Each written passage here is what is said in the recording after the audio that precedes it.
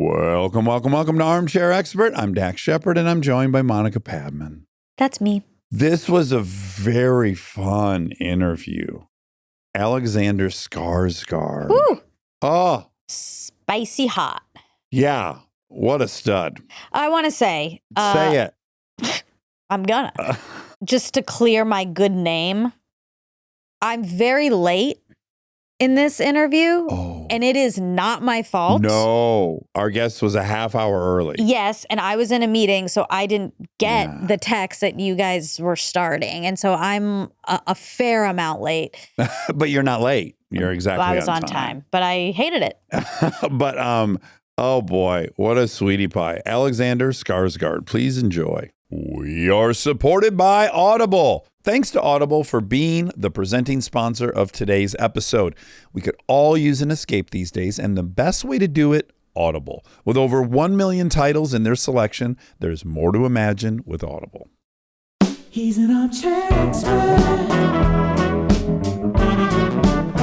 He's an armchair expert. He's an armchair expert. Any heads up on Monica? And you guys are old pals? Is that how you guys started working together? She started as a babysitter. Really? We discovered that she was like at UCB and really funny, and she was an actor. And then she started working with Kristen, and then she started writing everything for Kristen. Then she directed, she was just running Kristen's life. And so she was always around, and she and I would argue in the kitchen for fun as a hobby. Because she's very opinionated, and so am I, and we don't agree on anything. And so I wanted to start a podcast, and I thought, oh, she would be perfect because all we do is disagree. And so then we started it, and became very full-time. So basically, I stole her from Kristen 7 years ago. You haven't done a lot of podcasts, have you? I mean, a few, yeah. Do you like them? Yeah. I love them. Yeah. Because I was used to going on talk shows, and you have 7 minutes or 12 minutes, and you got to be fucking on it. Yeah. And then I started guesting on other people's podcasts, like Mark Maron's and, these long form ones. And I did like, Mark yesterday. Oh, for his last show? Yeah. Well, it's not his last show, but it was the day he announced. Yes. I guess was that in the Straits yesterday morning that he's gonna wrap it up. But he's wrapping it up in the fall, so he's doing a few more months. Oh, it's not like yesterday it was over. No, but it was the first show since it was public. Like he had told everyone. Oh, yeah. How did that feel? I'm sure it's an emotional time for him. Obviously, like 16 years, 1,600 episodes. Like, it's. I know. It's a big chunk of his life. It's bonkers. We're midway through that, right? We had 900 episodes last week. And yeah, I've started to think like, well, how long do we do? How long do we do this? Yeah. It's crazy. I've now been doing this longer than that. Like I was on a show called Parenthood for 6 years. That was the longest I had ever worked on anything. Yeah. And now this is the longest job I've ever had, which is very weird. Not at all because I would want to stop. I love it. Like, I love you. I've been watching you since True Blood. I've been wanting to meet you for a long time. And you just came over to my house, and now you have to hang out with me for 2 hours. Beautiful. Yeah. I love it. Yeah.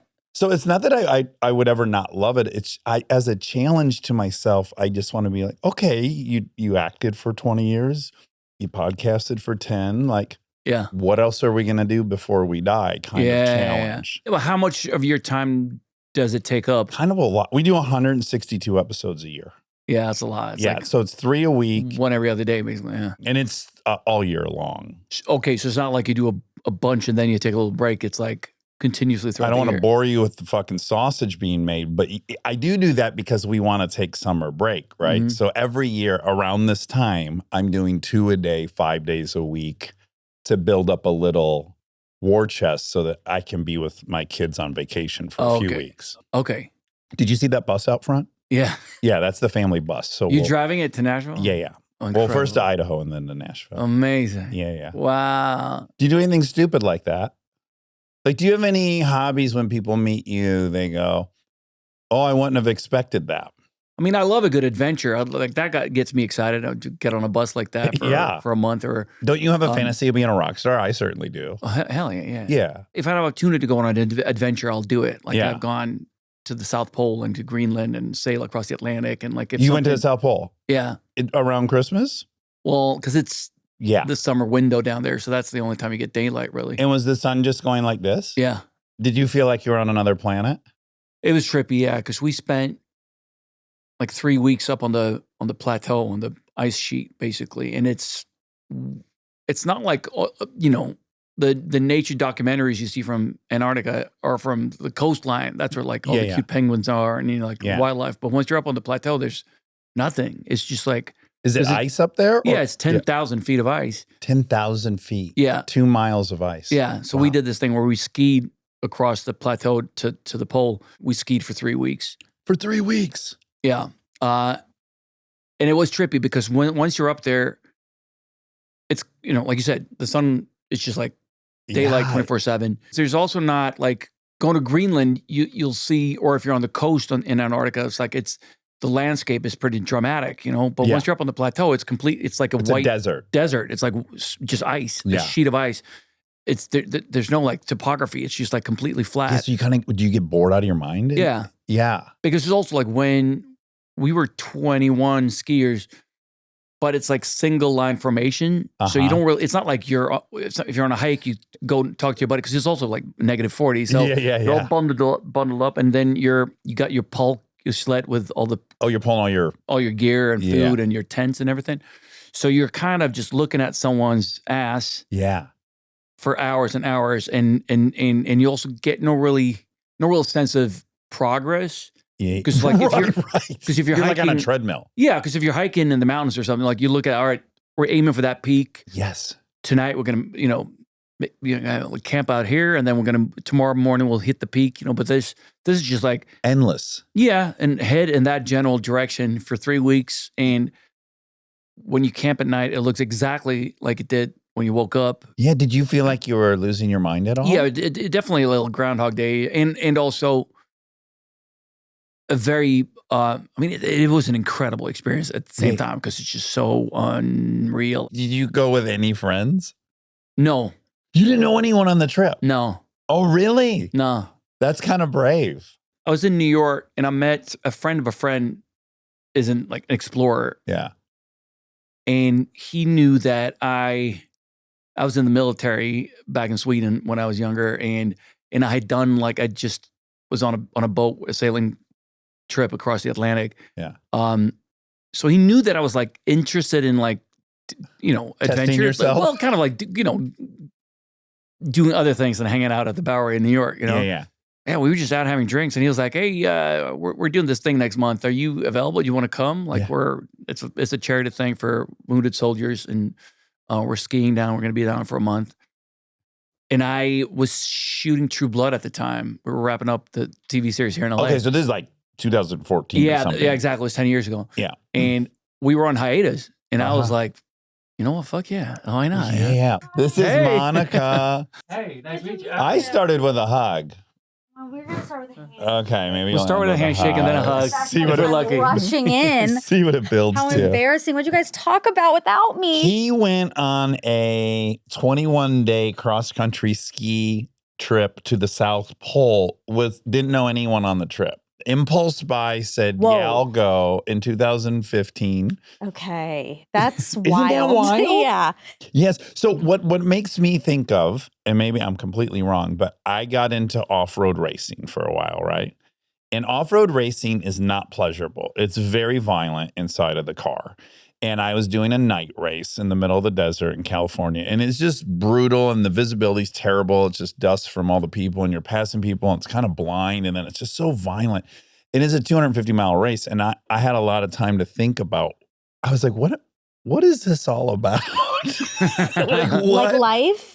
Like this goal, this pursuit. I see. What is this about? Because it's objectively not fun. It's uncomfortable. It's dirty. I can't see. We might crash, but I got to prove that I can win this race.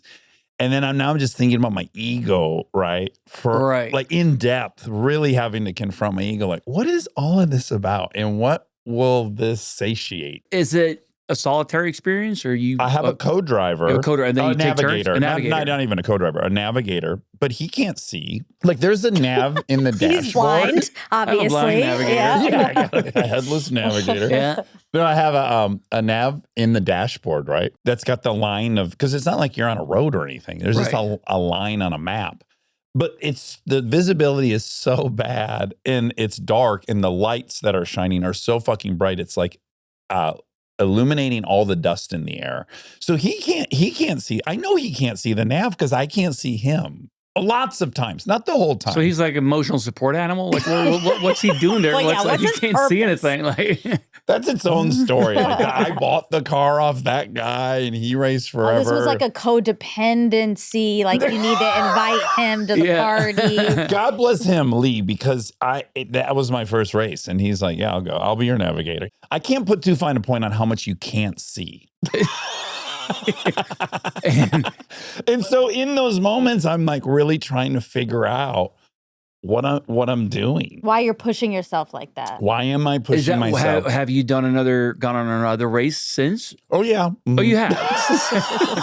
If it's like a bucket list thing, it would make sense to do it once and be like, all right, I've done it. Right. That was horrible. I couldn't see shit, but I did it. Yeah. You know. Yeah. But I'm curious how you go from that to be like, that was horrible. I did it. And I will do it again next week. A few years went by. Hold on, I need to interject. Dax considers one of his main identity points is that he's a good driver. For My real. number one. Like he thinks that's part of why people like him even none of it's true. People like hanging out with me because I'm a great driver. That's what he really thought for a long time. But I really did think that. Because where I grew up in Detroit, among all my friends, they did love that I was a great driver. And that's always why your wife fell for you, right? Because you're a great driver. Like she would definitely she's say so attracted that. to great drivers. Yeah. I'm one of 10 great drivers she's dated. Yeah, like do you think on like Raya anyone's like writing like great driver? I doubt it. I highly doubt it. Several off-road races in my That's an identity marker, so that's part of it. Yeah. I think if you think I don't need to go do that again, like a part of your identity will be fucked with. It's scary. Okay, now back to you because you're our guest. So when you were on, and are have we started this? Always, we are always just rolling. Oh wow! Does that scare you? Well, I haven't. My radio voice is like. No, hey, you said, what were you saying, Dax? Good. We finally got your real voice. The world has been waiting. Hey guys, have we started? No one told me. Okay, now back to your skiing trip. Back to me. Yeah. Yeah. Do you two suffer from constructing this image of yourself and being a bit of a romantic and I'm an adventurer, and then you get in these situations and yes, you're proud you've made it and you've survived, and I do believe in that. But do you have those moments where you go, what is this all about? I tell you this much, I haven't been back since. Okay. So for me, it was more like, that was great. I did go back to Greenland, so I've been there twice, but the skiing trip it definitely felt like a once-in-a-lifetime thing. I didn't expect to get an answer to this question, and it was going to be way further down in the conversation. But as a true blood super fan, when it was out, I was so obsessed, and specifically with your character. I love bodies. I love men's bodies so much. I noticed you started the show really huge, and then you had a couple seasons where you were smaller. And I'm now thinking, did this 3 weeks of doing cross-country skiing, did you come home skinnier? We did it before the 7th, which would have been the final season. You lose a lot of weight down there because you burn. It's so cold, and you're out. You ski for 12 hours a day, so of course, like you're struggling, like to get as much sustenance in. If you sat on a lawn chair there, you would probably burn 3,000 calories a day just staying warm. Yeah. But that I don't know if I lost weight, but I know that the final season I gained like 25 pounds over the course of that season because I was going straight from the final season of True Blood into Tarzan. Okay. Yes. And HBO were kind enough to be like, all right, this kind of knew it's definitely going to be an issue because I was growing my hair out and was just like eating a lot of steak and working out. So if you look at the final season of True Blood, I definitely put on. You're a meathead by the end. Well, yeah, and I think it takes place over 2 weeks or something, but Vampire Eric got big and his hair grew. Yeah. That was one of my weird preoccupations when I'd watch the show is I was like, well, if they can't die, they can't change, right? Yeah. And I'm like, this guy's fucking bigger. How's this vampire? Yeah. And if they ever wanted to do like a reunion or something, you were like, a little, you couldn't do it. No, because we're old as fuck now, you know? It's like, Yeah, the whole thing would be CG. Yeah, exactly. Yeah. Wait, back to the skiing. I may have missed this, but did you go just because like you were invited and it sounded fun, or did you go because you needed an escape? No, I think it was a little bit of both. It was for a charity called Walking with the Wounded, a British charity for wounded soldiers. Got it. And they were all set to go a couple of weeks after this night out. And he basically said, like, hey, there's a spot on one of the teams. It sounds like you might have been drunk when you said yes. Very much so. Very much Okay, so. there we go. I'm kind of reading between the lines. There And then, we go. The following morning, I woke up and I was like, what happened last night? You're And then it's going like, to this. you're going to the South Pole, my friend. Oh weeks. my Yeah. God. How good of a cross-country Yeah. skier are you? And I can't ski at all. I woke up, I was like, I hope I didn't do anything stupid last night. I'm sure it's fine. Oh, And then that's get like an great. itinerary with a plane ticket down to Antarctica to this Russian base on the coast. Oh, and you're not one to back out. No, it felt, but then I was like guilt-ridden and I was like, Sure. no, I can't. Like, this is now. For the soldiers, you For the gotta show. soldiers. You Got gotta- it. yeah. So that's how I ended up down there. Yeah. I see. Okay. Yeah. Yeah. That's fantastic. Can I tell you, I'm so stupid about that. I did not know until I started researching you today that you're related to your dad, Peter Sarsgaard. Peter Skarsgård. We get that a lot, Peter. A lot of people think we're siblings. He's the only Skarsgård you're not related to, though, right? Yeah, because he's Sarsgaard and we're Skarsgård. Uh-huh. And you're Um, Skarsgård. Exactly. Yeah, with a little umlaut over the second A. Yeah, I did. Obviously, I know who your dad is from a bazillion movies, but I had no idea. I did, because I'm up to date on most things. Good Will Hunting's her religion. My favorite movie of all time. Is it? I love it. Did so you love that much. movie? Or is it hard to love it because your dad's in it? No, it was his first. Well, he was in Hunt for Red October. Right. You remember that one? I do. Yeah, he did that. A small Sean role in Connery? that. Yeah. Submarine Sean- movie. Sean But other Connery. than that, he hadn't really worked in the States. So when I was growing up, Dad worked primarily in Sweden. Right. Ah. And then he did a movie called Breaking the Waves, Lars von Trier, Yeah. in 96. And that got him Good Will Good. Hunting. So Good Will Hunting was his first like Hollywood movie. Ah. And a bit more substantial role. But can you enjoy him? I loved the movie. But it was on so many different levels. I was also like excited for Dad to be in a Hollywood movie. That was Yeah. exciting. I was Yeah. like, wow, this is really cool. And then it turns out that it was like a really good Hollywood Yeah. movie. You know? one Yeah. of the best Hollywood. One of the, movies. yeah. So it was a good start. Yeah. It's been downhill since then. But I wonder if that's like a lot of my fascination with you, and what I want to get into a lot is like, I love all the cultural stuff. I went last summer. We did a family vacation and we were in Norway for 2 weeks, and we drove through Sweden, and an old man assaulted me in a gas station. That's what we in did. Sweden. Yeah. It was Is incredible. Welcome to Sweden. Wait, is it? Like, are people angry there? No. That is Well, you tell me not what the happened. What- reputation. Oh man, well, it's very simple. I had pulled into the up to the gas pump, and my credit card wouldn't be taken by the machine because I'm assuming because I'm American, so Uh-huh. I had to go inside to use it. Yeah. And the man behind me was so furious that I had left the pump and gone inside, and now my kids are buying some treats, and so I'm going to pay for the treats and the gas at the same time. Oh. And so I'm just kind of at the counter, and this guy comes in and he's yelling at me in Swedish.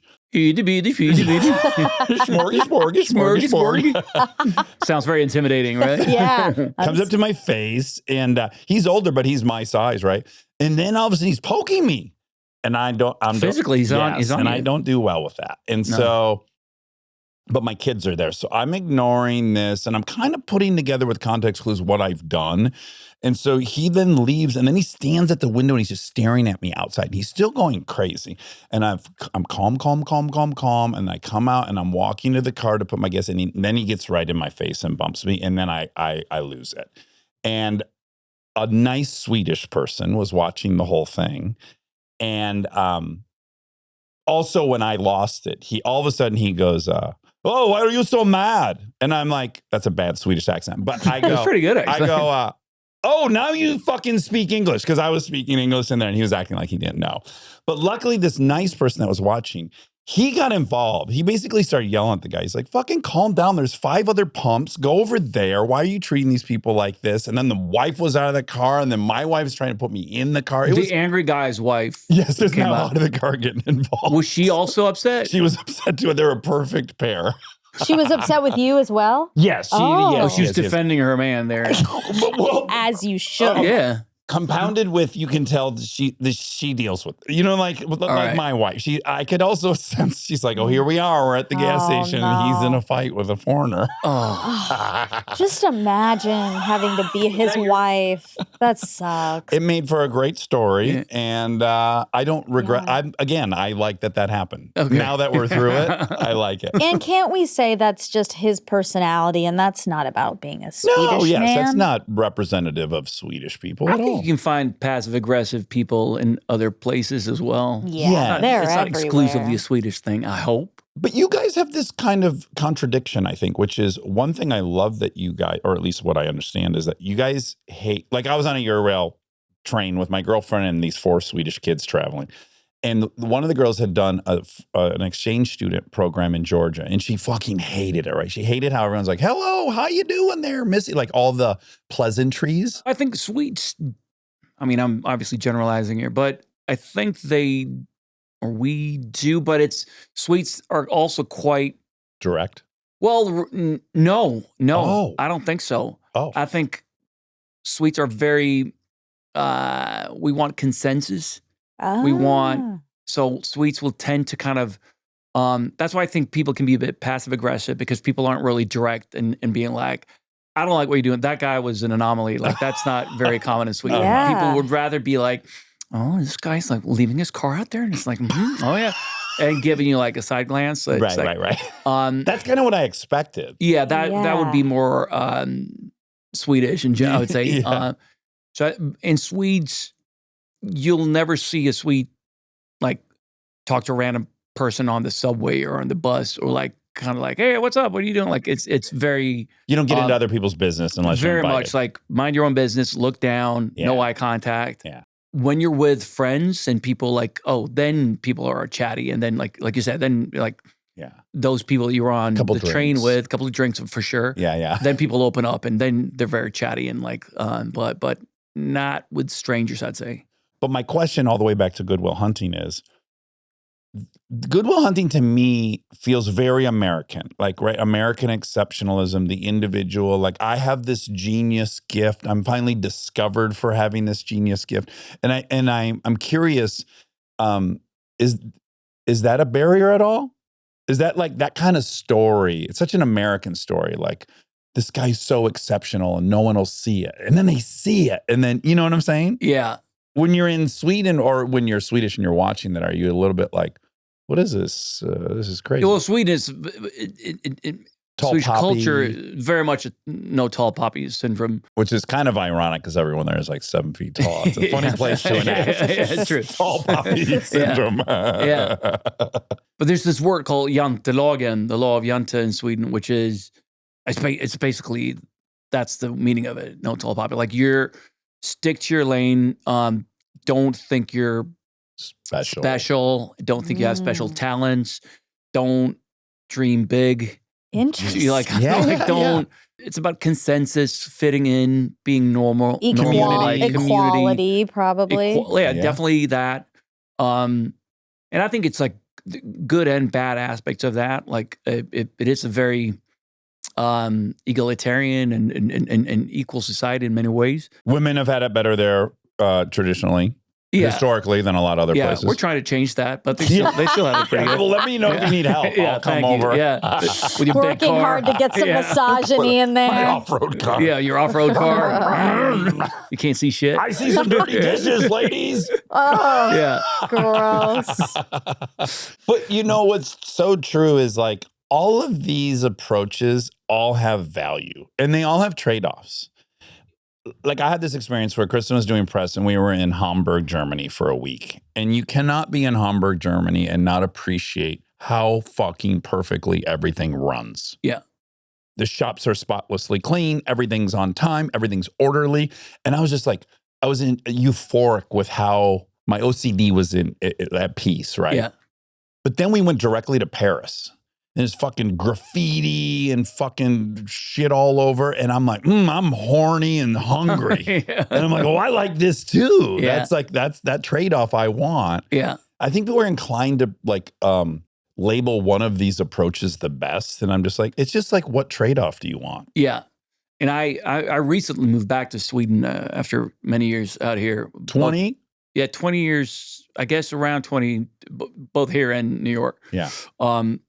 And it was a bit of, I wouldn't say culture shock because I was obviously born and raised there and I would go back over the years, but I haven't had a place there in almost 20 years. So that was, and I love being back in many ways. It's in my heart, it's always felt like home, coming home. My parents still live there, my siblings and childhood friends and everything. Yeah. And like you said, shit works. It's all like very like peaceful and quiet and nice. And people are, except for that guy in the gas station, people tend to be quite polite. If anyone could find him, it'd be me. But then it's also a bit, the flip side of that would be that there is a sense of conformity. I think a sprinkle of like anarchy would be good for Sweden. It's very much like if you walk down the street in Stockholm, people look great, but they all kind of look the same. Yeah. There's just definitely conformity to it. So there's like a lack of individuality there that sometimes I'm like, it'd be nice to have a bit more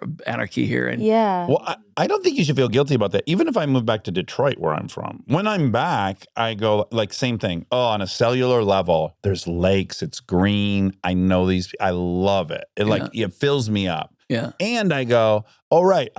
The culture I've been living in for 30 years is much different. And it's, and I'm very aware of it when I'm back. Yeah. I can Have you feel been it. out here for 30 years? Yeah, 30 years. But LA the whole time? Only LA. Okay. Yeah. For better or worse. Yeah. Well, I moved from New York to Stockholm, and that was, definitely a bit of culture shock in terms of like, Stockholm's a decent sized city. It's like 2 million people. And so it's like, there's definitely like culture and great restaurants and like there's life, but it's not New York City and definitely not in terms of like the intensity of the city and the intensity of the people. Have you found yourself at all like out and you're like, ooh, that was pretty American? Like I gotta reel it in a little bit. My poppy has grown. This poppy's getting too tall. It's in bloom. No, probably not. But you're also famous. I mean, that adds another element to it, probably. Like, are you extra? Well, I also think even all those years when I lived out here, I would go back, obviously, because my family was out there. So it wasn't that like. I think I'd learned how to dial it up or down when I was like, all right, now I'm in, I landed and I'm like, hello, welcome home. Like, yeah. But it's a perfect place to be famous because this is what Will Ferrell says. So Will Ferrell has a house there and he's there every summer and he says he loves it because he goes there and nobody acknowledges the fact that he's Will Ferrell. Yeah, people are very aware of your personal space. So like, true. Unless you're at a gas station. Unless you're at a gas station and if you're a loud Who American. was then that you're guy? Well, the other thing is I was buying, tell me if I'm right or wrong. I know it didn't help that there were a ton of snacks on the counter. It's like these fucking American indulgent. Like, what's the beautiful word, the just right word? Lagom. Lagom. Yeah. We were so not lagom. That's right? not lagom. Yeah. No, my kids are like, yeah, I want that and I want that. And I'm like, yeah, we're in the car for 8 hours. Get so everything. This dude was behind you seething, like as your kids like grabbing chocolate bars. Spending $300 at the gas station. Yeah. Meanwhile, your big diesel car is still running out there, With a very conservative car. I knew better. One thing I loved learning about you today, it confirmed my hunch, which is you grow up in Sweden. You have, I guess, 5 at this point younger siblings, and dad is a famous actor. But it's more than that. He's an artist, and there's poets over, and there's late nights, and there's a lot. And you just longed for him to drive a Saab, and go to work from 9 a.m. till 5 p.m. and wear a gray suit. And I also want to mention that driving a Saab in Sweden is a different connotation than driving a Saab here in the States. Yeah, what's Here it's you're making a statement if you drive a Saab. Yeah, and it's also it's a little like NPR liberal going to Saab around. Like in Sweden, it was very much like you drive to the office. It's like it's a Toyota kind of. Yeah, it's like dudes who wear a gray suit drive to the cubicle in the office in their gray Saab. It's utilitarian. It was very utilitarian and very like quote unquote normal people would drive that. Yes. And that's what I longed for. And you wanted that. Why? Don't you can now look back and find the comedy in that, right? I still want a Saab. Well, no. Everyone should own a Saab. Everyone should, we can all agree on that, right? Yeah. Stay tuned for more Armchair Expert, if you dare.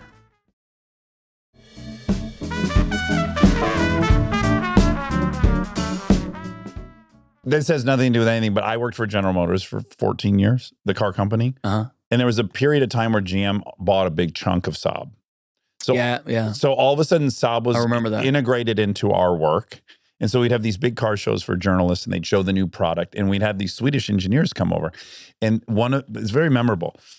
The key for a Saab is in the middle between the seats. This is the only car in the world that has the key between the middle, right? And so the Swedish guy said, "We've found that an inordinate amount of car crashes, rollovers, you can't reach the key. So it's better here." And I was like, can't possibly be the explanation. He said that? Wow. Yes. So he's basically saying the car's bad. No. It rolls over a lot. No, it's all about safety. They're all about, the other car was the Yeah. Volvo. Oh, yeah. But I great car. remember when, towards the end of the Saab era, when they were bought by GM, they came out with like a SUV Saab that was basically a GM car. Yep. And I remember that was like an existential crisis for Saab lovers. Oh. Of course. Because like, We they took- McDonaldized yeah, Saab. because it became like, it was just like they slapped a Saab Yes. you know, logo on a GM truck. And not that GM trucks weren't great, but this was like the identity was gone because then it was just like Big this Mac. is no longer a Saab. And a year later, Saab went under. Oh. Yeah. But what happened? You thought he was just too flashy? No, he wasn't flashy. He was just too bohemian. He was And- naked a lot. He'd bring friends over and his dad would be bare naked. But that was incredibly embarrassing. Like as a kid, I didn't care. And when I got older, I didn't care. But it was those teenage years, those were tough because again, I can't blame it all on my dad. I come from a big family of artists, basically. Like my uncle was an author, and other uncle was a composer and painter, an aunt, and like so. It was all. Most people in the extended family had some kind of artistic profession, Mm-hmm. and were quite eccentric and like lovely, fantastic people, but they weren't wearing gray suits and they weren't driving Saabs. They're kind of tall poppies. A lot of tall poppies. Yeah. Too many tall poppies in one and house. as you know, we've established I'm not a fan. So I was just like, I just, again, longed for some normalcy. I didn't want my friends to come over and be like, oh, this is like a circus, like all these weirdos running around and, Right. drinking wine 10 o'clock on a Tuesday morning and dancing samba in the living room, You also had your own kind of experience with it, right? Well, you did your first movie at 7. That's all good. But then at 13, you get onto this very popular show. Yeah. Well, it wasn't even a show. It was a 50-minute long TV movie. Okay, a TV made for movie. TV movie, yeah. But I mean, this was back in the 1930s, so we only had like two channels in Sweden. Like there was like way before cable and obviously way If you before put internet. something out, everyone watched it. So it was like 2 channels. So if something was on, the whole country would watch it basically. So it got, I was 13 and suddenly like just because of that one little thing, I was, recognizable. I mean, it was just It's weird. more than that. There were people out in front of the house, yeah. Yeah, I mean, Oh, you're being such a medium poppy. Be a tall poppy Be a on tall this poppy. show. This is a tall poppy friendly show. Yeah. I became a star. Great. That Great. was the biggest thing to a ever Swedish hit. star was born. No, and for someone who was longing for a father in a gray suit, driving a gray Saab to the gray office, it was rough. I didn't like being recognized. I didn't like going to school and kids at school being like, "Hey, I saw the movie." It made you self-conscious? Incredibly self-conscious. Yeah. Yeah. And my confidence was just like down the drain. Yeah. I remember like being 13, 14, and if a girl showed a little bit of interest in me, I was like, she's just a fan of the movie. That's it. Like You wouldn't believe. Oh, No, wow. no. Yeah. And you weren't like, but I'll take it. No, it just Sometimes crushed you me. do. I was like, Yeah, wow. my self-confidence was down there. I was just like, that made me really, and I was like, this is terrible. And I've done one 50-minute short, like made for TV movie. Like this, I don't want to keep doing this. Yeah, so you retired at 13. I retired. Yeah. Threw in the towel at 13. Wow. I think that's the theme of this. The theme of this is like Give just- up. Everyone quit. Do what you're gonna do till 13 and then put it neutral. Yeah. But I just don't you think it's human nature to want whatever you don't have, which is like I was 13 with a fucking like a mohawk and crazy punk rock clothes and like, please look at me. Please be a fan of me. Because I didn't have it. Did you want to be an actor at the time? No, I just wanted to be popular. I just wanted attention. Uh-huh. I wanted girls. I loved girls. I love girls. No, but I wanted to be popular as well, but for the right, I wanted to earn it. I think that's what it. And I didn't feel like I earned it if someone had seen me on television and was like, oh, then I'd be like, well, you're into the character that I play in the movie. You're not into me. And yes. So then I was like, plus I didn't, even though my dad was an actor and my younger brother was from when he was like 5, 6, he was like adamant about, I'm going to be an actor. And I wasn't. Like I'd done a couple of odd jobs here and there, like, but it wasn't like I was pursuing it. I wasn't like, this is my It just kind of calling. happened. It just kind of happened. Yeah. Like literally my first thing when I was 7, dad's friend, Alani Adval, he's like an iconic Swedish actor and director. And he was going to direct the film. He needed a 7-year-old kid. And he was over with the rest of the bohemians, just drinking wine at Dancing and 10 taking their o'clock clothes. on a Tuesday morning. And was just like, hey, there's like a little 7-year-old running around. Do you want to be in my movie? And then that's how I kind of got started. Yeah. Wow. Classic case of nepotism. Nepo baby. It wasn't a difficult decision, just like, because again, I was like, I don't want to be an actor anyway. So like, why? I just want to drive a Saab. So like, I just kind of stopped doing it. Mom is a doctor. Yeah. Did you at any point think, well, I'm going to go the other, I'm going to be like mom? No. My other brother, Sam, the third in the order, he's a doctor, so he followed mom. Oh, he is? Yeah. Same kind of doctor? No. Gynecologist? No. They were on a clinic together. Mother. Son yeah, mother's- clinic. Mother-son gyno clinic. They tend to do the appointments together. Yeah. I gotta get a second set of tag eyes on here. team. Let me get my son in here. She runs a rehab doctor. And my brother's a cardiologist. Oh, okay. Yeah. What age were you when they got divorced? Oh, I was out of the nest. I was like in my late 20s. Okay, great. So you grew up with them together. Yeah. Now, would I be wrong to assume those are kind of really different dispositions, a doctor and a bohemian? Yeah. But she's quite creative and has that kind of artistic side. She dabbled in acting when she was like 19, 20. She went to theater school in Stockholm and was kind of considering it. Yeah. How'd she meet your dad? My uncle, my mom's older brother, is my dad's best friend. Oh, nice. And they have country homes on Öland, this island in the Baltic, in the same little village. Oh, wow. So that's how dad met Johan, his best friend. So they were like, played every summer on the island. And then she got breasts and he was like, that's exactly what happened. Yeah. She was like this annoying little kid. And then one summer dad gets there and he's like, oh, hello. Yeah. Somebody grew last year. Yeah. We lived in the same building in Stockholm. So Johan and his wife and kids lived on the 3rd floor. We were on the 2nd floor. Oh. Our entire childhood. So we basically grew up as one big family. And you have a ton of cousins. Yeah. This sounds very fun because does. there's 6 of you guys. And 8 now because dad has 2 kids with Megan, his wife. Yeah. You have a younger brother that's like 19 years younger than you or 20 or something. No, more than that. More than that. Yeah. So Kolbjörn, the youngest, is 13. He'll be 13. And I'm 25. So You're 25, Yes, so 12 years you old. know. I was 12 when he was born. Any questions, guys? Are we good? I was surprised to see your age today. And we're almost the same age. You're almost We're the same a year and a half age. I apart. was surprised to see that. Yeah, because he looks so youthful. You do look very Yeah. youthful. He's got that enviable. I guess it's that vampire thing. Yeah, Yeah. that Scandinavian, the Skin. whole thing. Don't make me smile because the Botox will crack. Your face will- like- your cheek will fall off. Oh my goodness, I'm so sorry. Hold on. Do you have glue here?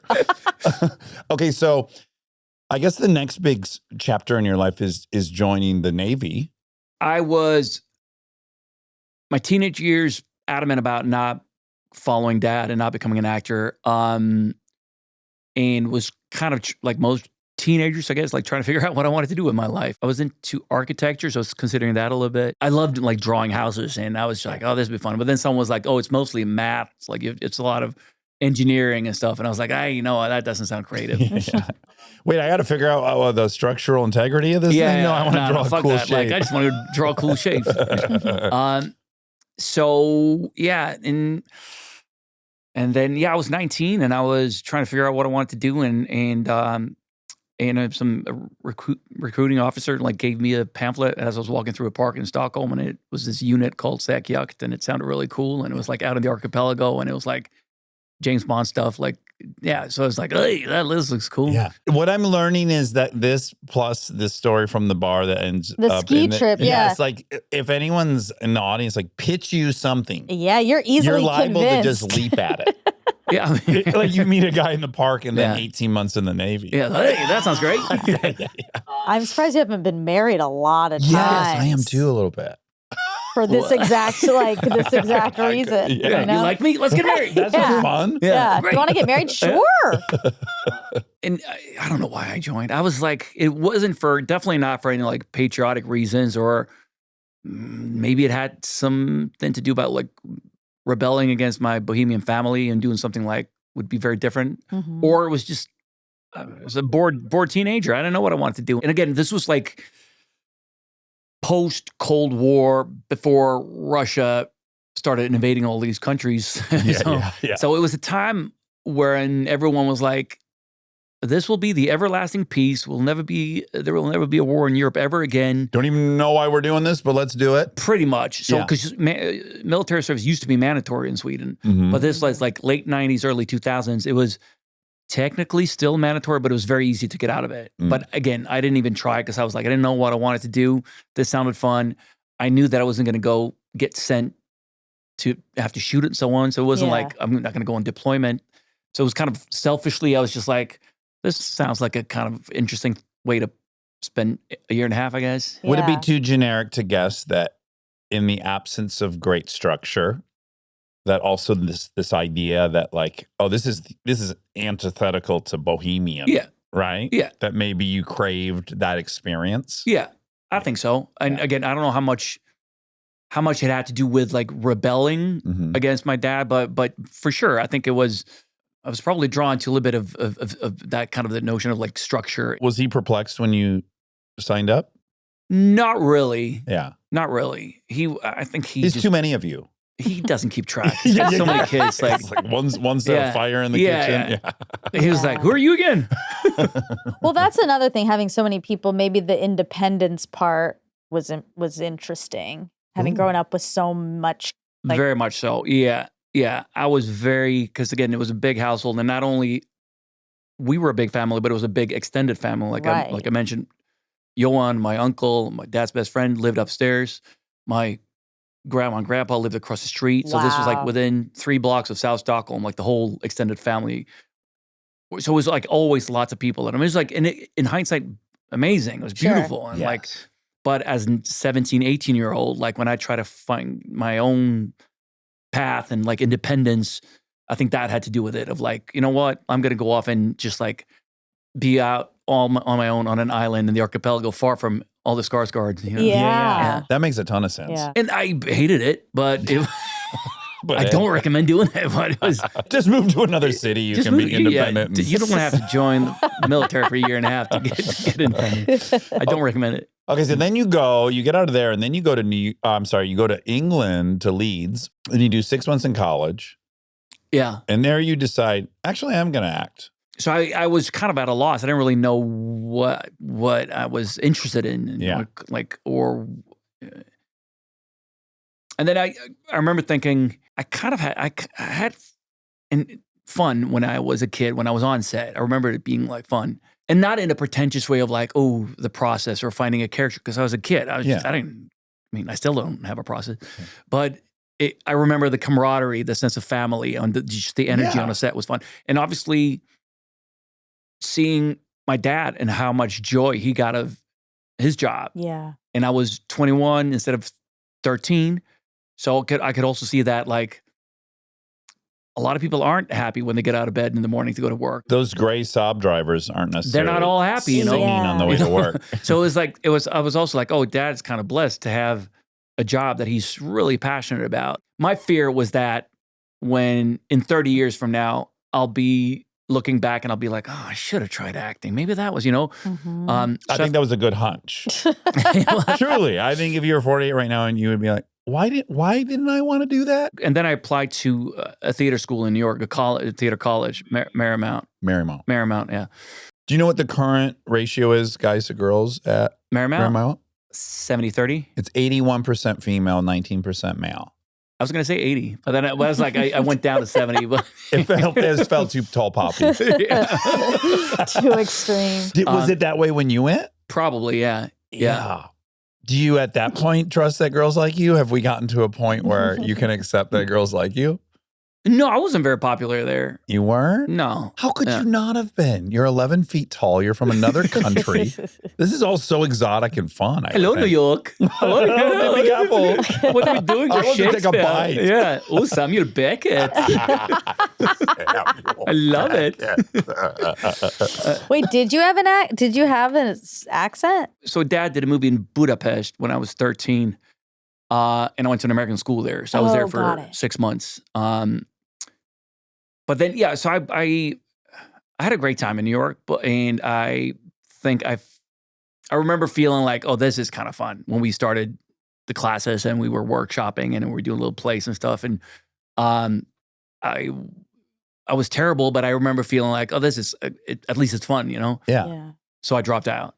Oh, You had a wow. pattern at that point. You loved to go places for 6 months. Yeah, Because you did 6 months in Leeds and then you did 6 months in New York. Yeah. Huh. Yeah. very much so. So I dropped out. Wait, why? Uh, I need a real reason. yeah, you're gonna get a real The alarm on his On a watch very went real off. 6 reason. months. Time No. to go. for love, Oh, for for love. love, true love. Okay. Mm-hmm. So I'm In Sweden. in Love. Stockholm. Yeah, Okay. yeah. Well, we met. I was in Sweden for a couple of weeks between Leeds in the summer, between Leeds and going to New York. And I met a girl and fell in love. Moved to New York. Really, the school was great. The long distance thing was hard. And again, this was many years ago, way before, you know, Zoom and FaceTime and all that. It was like I would call from a phone booth like once a week. write her a It was letter. so expensive. Yeah, we did. Like, Yeah. this, you know. Yeah.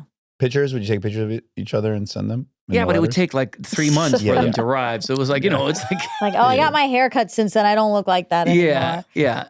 I want to say that she went back to her ex-boyfriend. So I'm going to say that. Okay, and it also makes sense Oh. now why he said no girls like them at that college because he was in love with someone else. Exactly. They all liked I get you. all the pieces. And I lived on Times Square. Oh. Oh, Like, wow. And I remember going to Virgin Megastore and you know, they'll have those, like, you can listen to the CDs, you know? Yes. Yeah. And I remember listening to like really melancholic Sure. music, You were like lovesick. Jewel and like, Sure. like really like, and just feeling Jewel. heartbroken. I remember it was like standing there around the corner from my house listening to like these foolish games. You know that? Oh, I felt very lonely. I was so yeah. lonely. I didn't know New York, and I was like, oh, Times Square is great. It's very central. You can get anywhere. It's very central. And it was very central. Yeah, the most, the It is pretty central, epicentral. Yeah, it was on 44th and Broadway. So Oh. right there. Oh, man. Yeah, not the most charming neighborhood to live in, really. Yeah. So I was there in the chaos of that. Also, like, you're heartbroken and kind of broke. Like, I didn't have money. So you're also like in the city with Struggling. like great restaurants everywhere and like people around, like, but you can't really partake in it. Yeah. And everyone's so social right in front of your face. So yeah, I was like, yeah, this is crushing me. I got to go home and work on this relationship and save it. Yeah. So I dropped out and moved back, and I did not save the relationship. Like, we got back together, but it's like we didn't know each other. Like, we'd spent 2 weeks together, like, you know, in the summer, and then I spent 6 months going to Virgin Megastore, listening to Jewel, and like Yeah, you were in love with the Building idea her- of what was exactly. the idea of it, building like her crying, up. and like this idea of what we were and how great we were together. Yeah. And then I got home, and it just Wasn't that? Again, I hate to point this out, but it's the pattern. That's right. It's the pattern. Like you met her for 2 weeks and you're like, yes, I will have a long distance relationship with you for the next 6 months. Yeah. And if we could ski somewhere impossible, that would be great. And then I'm too. like, and now I'm coming home. We're going to be together for the rest of our lives. Yeah. And then 2 weeks later, it's like, it didn't really work out. It's very, you're not going to like this, bohemian. It's very bohemian, that kind of like. Damn. Am I my father? You might be. We all are. We all are just our fathers. I need that Saab right now. Give me that gray suit and the Saab. I think you have money. I think you should buy a gray suit and a gray 90s Saab. And I think once in a while you should suit up and just like play in your imagination. Yeah, a little briefcase. Yeah. Pretend that I'm going to my office. Yeah, wave to your child. You have what, a 2-year-old now? Yeah, 3-year-old? build a little cubicle in my apartment. But just rent a little cubicle. Yeah, that's what I needed. Eat it, like you'll pack your lunch and Yeah. you'll get it out. Yeah. Sandwich.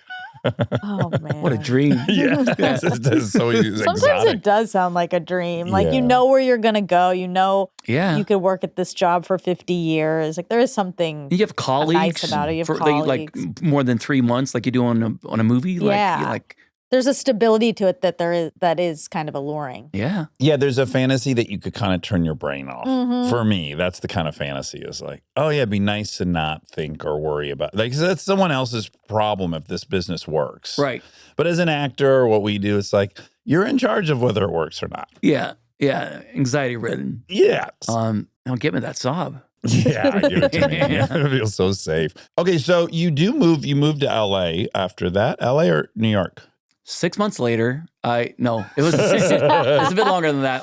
But then I started doing odd job. Like I was working at a coffee shop, at a clothing store. I was working as a busboy in Stockholm. Now would be a good time to ask you, do you connect to the sex symbol aspect of you? Do you understand it or do you? 100%. I know you can't technically say yes, but I technically just did. That's the clip we're going to I deserve that title. You Yeah. do. we've had many guests that are sex symbols. But have you had any sexier than me? No. No. Thank you, guys. But we have one on Thursday. Yeah, That's going to one's coming rival that's going to you. blow you out of the fucking water. Are you serious? Well, guess don't who know would that yet. be? Who could blow you the fuck? Where people are like, well, I didn't even see that guy. There's only one. There's only one. You know. Madeline Albright is coming here. You got it. Oh, my God. You are so smart. You Wow. should have stuck with architecture. You could have done the math. It's a dude. It's a dude. It's a dude. People under the age of 35 would still pick you. But Under about 35. that. I don't know. That's too I much of know. a clue. I know. Sorry, I had to Okay. give a clue. I was going to give him another clue. Speaking of men's bodies.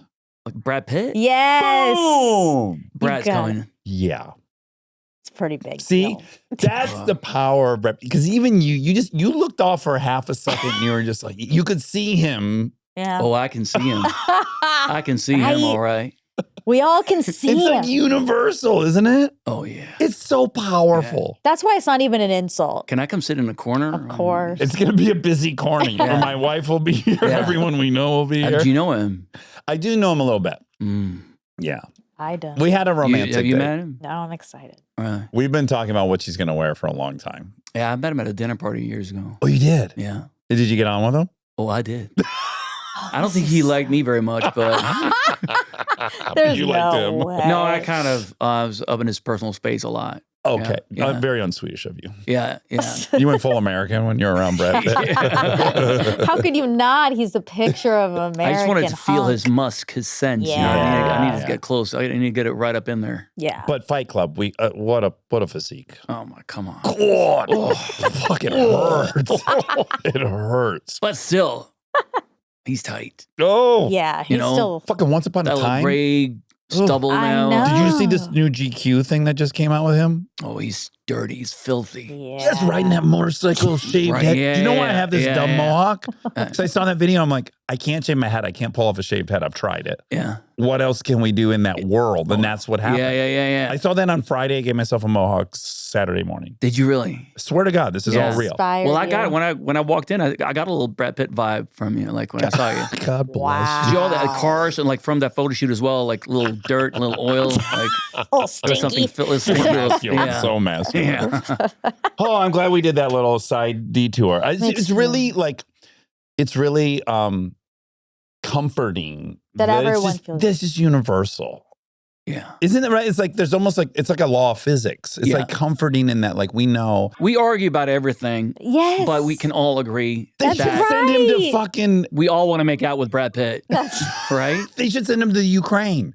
They should send him everywhere. Everywhere. Yes, and everyone just Yeah. go, "What are we doing? We all love this guy." Yeah. Put down your arms. We all believe in the same thing. He can Brad save Pitt. humanity. He really could. He's the one. We He's should the ask chosen him one. why he hasn't. He's being kind of lazy, actually. Well, that's part of his charm. He should ride his dirty motorcycle down to Oh. South With Sudan. the white flag. Yeah. Plant that white flag.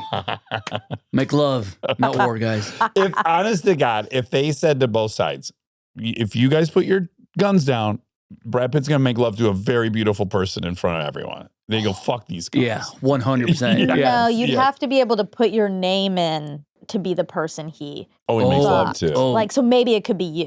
Okay, like it's a that's- raffle situation. But what if it's one from each side of the conflict? So it's like a little threesome, It would be a Right. threesome. That's a great point. Yeah. right? Yeah, you got to include everyone. Because or you want to there's- unite the You're two right. sides. There won't be Right. peace. Wow, we really figured it out. God, I can't. It wasn't even that hard. No, it was Just just smart 5 people minutes. thinking about this, and we just figured it out. You're welcome, humanity. Okay, now I want to be sincere. We've had a lot of guests who are they've come to occupy a very heartthrobby space, but they cannot connect to that because that's not who necessarily they were growing up. So I'm just wondering, when you're working in this coffee shop on that thing, are you having a heartthrobby effect on people when you were not famous? You can't answer that question, right? It's a Well, hard one to let's answer. say this. Mm. Jude Law basically said yes. Yeah, and I like, loved it. he was honest. He No, was but yeah. well, you've been to Sweden. Like, You're not that unique. I'm definitely not a tall poppy in Sweden. Like, I look like everyone else there. That's a Like, good point. Yeah, no, Yeah. Okay. but I also don't have, I wish I had the narrative of like, I was bullied when I was a kid and no one looked at me and I could never get a girl. And then it all changed. Yeah. I was kind of popular as a teenager. Yeah. Yeah. I was a 6 out of 10, I say. What I set out to accomplish when I was 13, when I stopped acting, when I was like, I just want to be normal. And I kind of succeeded in that. So you go back and you go to LA. I really just want to get to one zone in your career that I'd imagine had to be uniquely hard, which is we're similar in that I was out here forever before I started working, Okay. like a painfully I booked the long. first audition I went to. Zoolander. Yeah. That's fine because then Wow. nothing happened for a long time, American film wise. We don't need to talk about that. Let's just focus on the fact that I booked my first audition. It's very Ashton Kutcher of you. So it's 1 for 1. You should have gone back to Sweden. Well, I did. Oh, you did. I was working as a hot barista in Stockholm. Mhm. And then Dad was shooting a movie out here in LA. And we all came out just to visit. And my dad's manager is just like, I'll send you out to an audition if you want. And it was for Zoolander. Yeah. And I booked that baby. Wow. Yeah. I remember thinking, because again, I didn't have representation out here. I'd never been on an audition. Yeah. I'd never auditioned in Sweden for anything. I was just like, oh, I guess this is how Hollywood works. You walk into a room and Ben Stiller's sitting there, and then you're like, all right, Yeah, Oh let's go to my New York. And God. then, listen to a little Wham and drive down and have a gasoline fight. Wow. So then I went back to Stockholm, and my dad's manager was like, all right, that went all right. Yeah. If you want to, We could build on that. yeah, if you should come back when, you're done with your whatever you're doing out there, and we'll send you out some serve stuff. all those coffees. Yeah. Then I came out in, I think, 2003 maybe. Okay. Incredibly naive, thinking like, all right, I'm ready. Hollywood. I finally decided. You're welcome, Hollywood. Yeah, I'm here I I'll am. take it. Yeah. Yeah. You'll find me at Starbucks on Sunset Boulevard. Come get me, Spielberg. And he didn't. And no one else did either. Yeah. Because Zoolander's 2001 Yeah. and Generation Kill's 2008. We shot it in 2007. Yeah. Okay. Yeah. It came out in 2008. So were you here the majority of those 6 years? Yes, sir. Yes. Okay. This is what I want to live in because, again, I did that.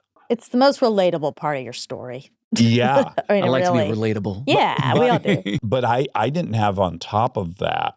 Well, my dad's great at it and he's really successful and I should be able to do this. Was that a compounding or was it fine or was it grueling? The dad relationship wasn't really grueling or that wasn't something that I felt that I didn't feel like an external pressure to like live up to or reach his level of success or Yeah. it was hard because I couldn't get a job. That was hard, you know? And, yes. and the fact that I came out of being very naive thinking like, oh, it's super easy. Yeah. And Zoolander was a great experience. And it was like also like a super fun movie. Fuck yeah. And then I Yeah. found myself like auditioning for things that I didn't really like. Mm-hmm. But I was also in a position where I was at another agency then, and I was constantly worried that they would drop me because I Yeah. wasn't booking anything. Yeah. And you're like paying to get new headshots all the time. You're just kind of Yeah, and they, you know, pilot season, I would audition a lot, not book anything, and then it would be like weeks without an audition. So when they finally called and they like, we have this job, audition. Even if I felt like this is terrible and I'm so not right for it, You had to do. because then you had to do it. Because then Yeah. like I was constantly worried they would be like, well, you know what? I think it's time for us to part ways. Yeah. Yeah.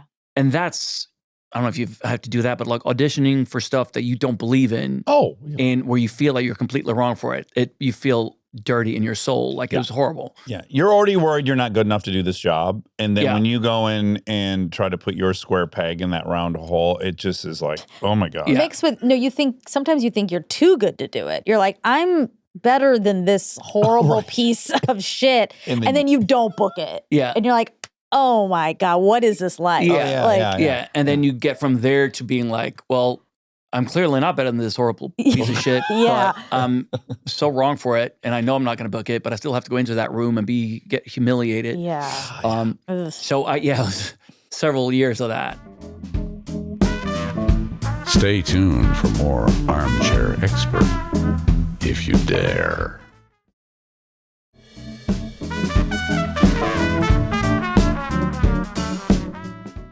Were you going out and having fun? Did you have friends? And were you Out here? Yeah. Yeah. Well, the first couple of years I went out with a bunch of friends from Sweden and we kind of had first we rented like a little pool house in Santa Monica. So 4 of us lived in a small pool house of this Swedish lady. Yeah. And then we're renting a small apartment. So we had each other. I didn't know anyone else out here. Right. So, and we were definitely not plugged into the city or the nightlife or like, Okay. we would, on Saturdays, we would like play ping pong in our pool house in Santa Monica and drink beer and then take a cab into Hollywood to try to get into a nightclub, knowing that we wouldn't get in. Yep. Four dudes. Yeah. Good luck. Get turned around and then Go happily get back in the cab and go back to Santa Monica and, Yeah. Play more keep ping drinking pong. beer, play more ping pong. So that was like our weekend routine. Having done that, do you ever now, like, this happened to me. I went to Craig's and do you ever go to Craig's? Have you ever been to Craig's in West Hollywood-ish? It's a restaurant. And there's always paparazzi there. And it's Okay. always like, It's a hot spot. it's a hot spot. And I just imagine you going to Craig's now or coming out, like it'd be a frenzy. It'd be like a whole to-do. And I wonder how you can sort of reconcile that as someone who would just like stand in the line at the club and never be able to get in. And now they're like, they would die for you to come in. Can you like integrate that? No, I just remember after a couple of years, we met a Swedish girl out here, who, like, and she was plugged into the city, and she was so nice. Yeah, she moved out here when she was like 20, but she was very plugged into the city. Okay. And she would take pity on us. So she would like, I remember like we would try to get into a nightclub, couldn't get in, and my buddy called her and was like, Helena, do you know anyone here at the club? Can we get? And she's like, I'll be right down, boys. And then she would come down in her sweatpants to just like Get you tell in. the pointer to be like, the bouncer was like, hey, can you let these guys in? Yeah. And he's like, oh, all right, Helena. And then she would go back home. So she wouldn't even go out. Like, it was so sweet of her. That was she, like, nice. She knew that we spent years going like into clubs, not getting in, back to Santa Monica to play ping pong. So a couple of times we did like have the luxury of getting in somewhere. I can tell you how I integrate it. Yeah. I wanted that. Yeah. And I have it. And I love that. I love that when I drive by all these places that for years kind of haunted me. Like I'd be afraid to even try to get in. Yeah. Just knowing as I drive by, oh, they would let me in. Yeah. I love that. But I can't, and again, this is the jantelag, the Swedish thing. I can't walk up to a bouncer. Like if there's a line, I can't walk up and be like, what's up? Let me in. Google me. Succession, bitch. Dude, Google me. Yeah. Google me. I dare you. But you wouldn't have to. As soon as you get out of the car, they're going to be like, oh, Alex is here. We got to get him in. Yeah, like, but the Swede in me would be like, I'm going to look wait. down, back of the line, Okay. shut up, wait for your turn to get in. Okay. It's all wasted on you, really. It is. Yeah. It really is. Because I don't do it, but I do know what it was like to be so on the outside. And when I drive by, I'm not even going to the places, but I just go like, oh, you could. You moved here and you were looking at it and you couldn't have it. And you can't. You have it now. I remember it being a conversation that we often had as we were like waiting for the cab to take us back to Santa Monica. We would be like, in 10 years, Yep. if we stand here on Santa Monica Boulevard, you think we could get into any of these clubs? Yeah. One day. That's I'm the gonna be able, dream. yeah. Will one of us be able to get the others in? We'd be like, Can we leave Helena alone? can we let Elena sleep? Can we take her off the clock? Yeah. Yeah. It's a weird thing to get to that place here. Yeah. Yeah. I don't think it's like I know this bumps up right against this Swedish thing, but I don't think that's bad. I don't think it's bad. Yeah, I mean, I don't think you should define yourself by it, but I think if there are all these markers along the way, even if they're extraneous and they're not related to the thing, but they're markers and you've accomplished them in any other endeavor, you would notice those things. Yeah. And that's okay. It's not okay. No, it is. I think it is. I think it is. As long as you're not thinking you're better. Yeah, like I'm as long saying, as superiority doesn't come into You're not play. making it your identity. Like, Yeah. I'm special. You're just going like, that's a marker of the thing I tried to do. It's proof of the thing I tried to do worked out. But I just feel like it'd be so presumptuous of me to go up to a bouncer and be like, do you recognize who I am? I kind of want to go out with you tonight. I haven't been out in Hollywood in 20 years, but I kind of want to go out and just force you. No, and I think the fear of, because I'm not Brad Pitt, so the fear is also that the bouncer would be like, no, dude. I'd be like, Yeah. okay, well, I'll be call in the Helena. back of the line. That's why we're going to do it, because you're wrong. And I Yeah, can't you wait to are show wrong. it to you. Okay. I want to jump now to True Blood, because now it's back to the 13-year-old. You have another go at it. How does it feel that second time around? Because that shit was enormous. Yeah. And certainly now people know who you are and they're recognizing you. And did it start triggering that other, like, well, they don't really know me. They like the vampire. I was able to look at it with like, just like change the optics of it a bit and be like, well, that's great, isn't it? I've done something and that I'm excited about, that I'm passionate about. And these working. people have seen it and they clearly responded to the show and to what we do on the show. And that is great. Yes. Like, even if they don't know who I am, and like, it's like, I was like, enjoy that, dude. Yeah. Enjoy it. Don't be like, don't run away from it. Like, that's great. I've done a couple of things that no one saw. So I knew the feeling of working on something that you're like excited about. And then it's just crickets. No one. Yeah. So then I was like, it's actually kind of a nice feeling when you work on something and people see it. Yeah. And people respond to it, you know? Yeah. So I think by the time True Blood came out, and it wasn't until season 2 came out, because the first season, I had a long blonde wig, and I was only in 7 of the 12 episodes, and as a kind of the antagonist. So no one recognized me. Like, but season 2, beginning of season 2, my character cuts his hair. Yeah. Yeah, it was a big and glow up for you. Then it changed. Yeah. Okay, then the next thing, you do a lot of great stuff after that. You do Melancholia, which is incredible. Battleship, Tarzan. Your body's so sick in Tarzan. Fucking good on you. Men's bodies. But Big Little Lies.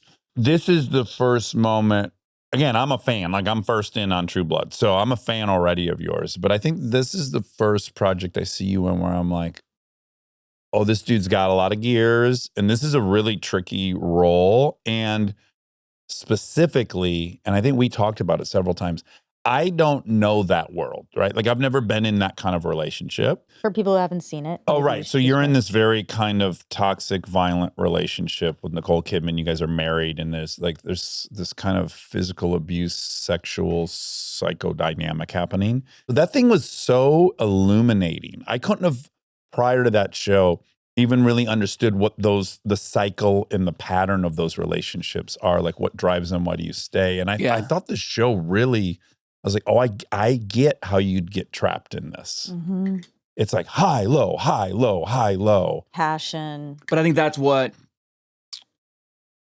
I found so spectacular about the writing, that it was often when you read in a script a character that has that darkness, the script writer can be afraid of showing any redeeming qualities or any like Yes.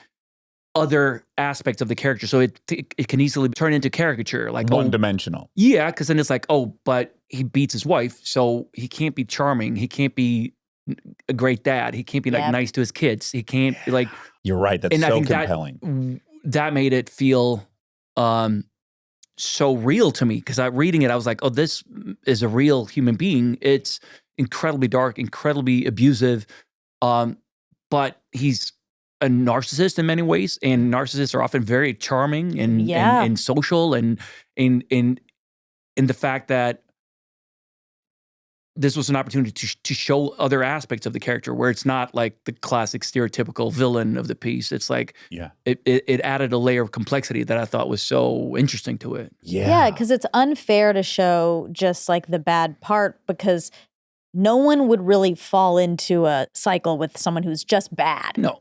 There are good things. That's how you get sucked in and how it just continues and continues. Because then it turns into like a bad rom-com when like the girl's ex-boyfriend is always a douchebag.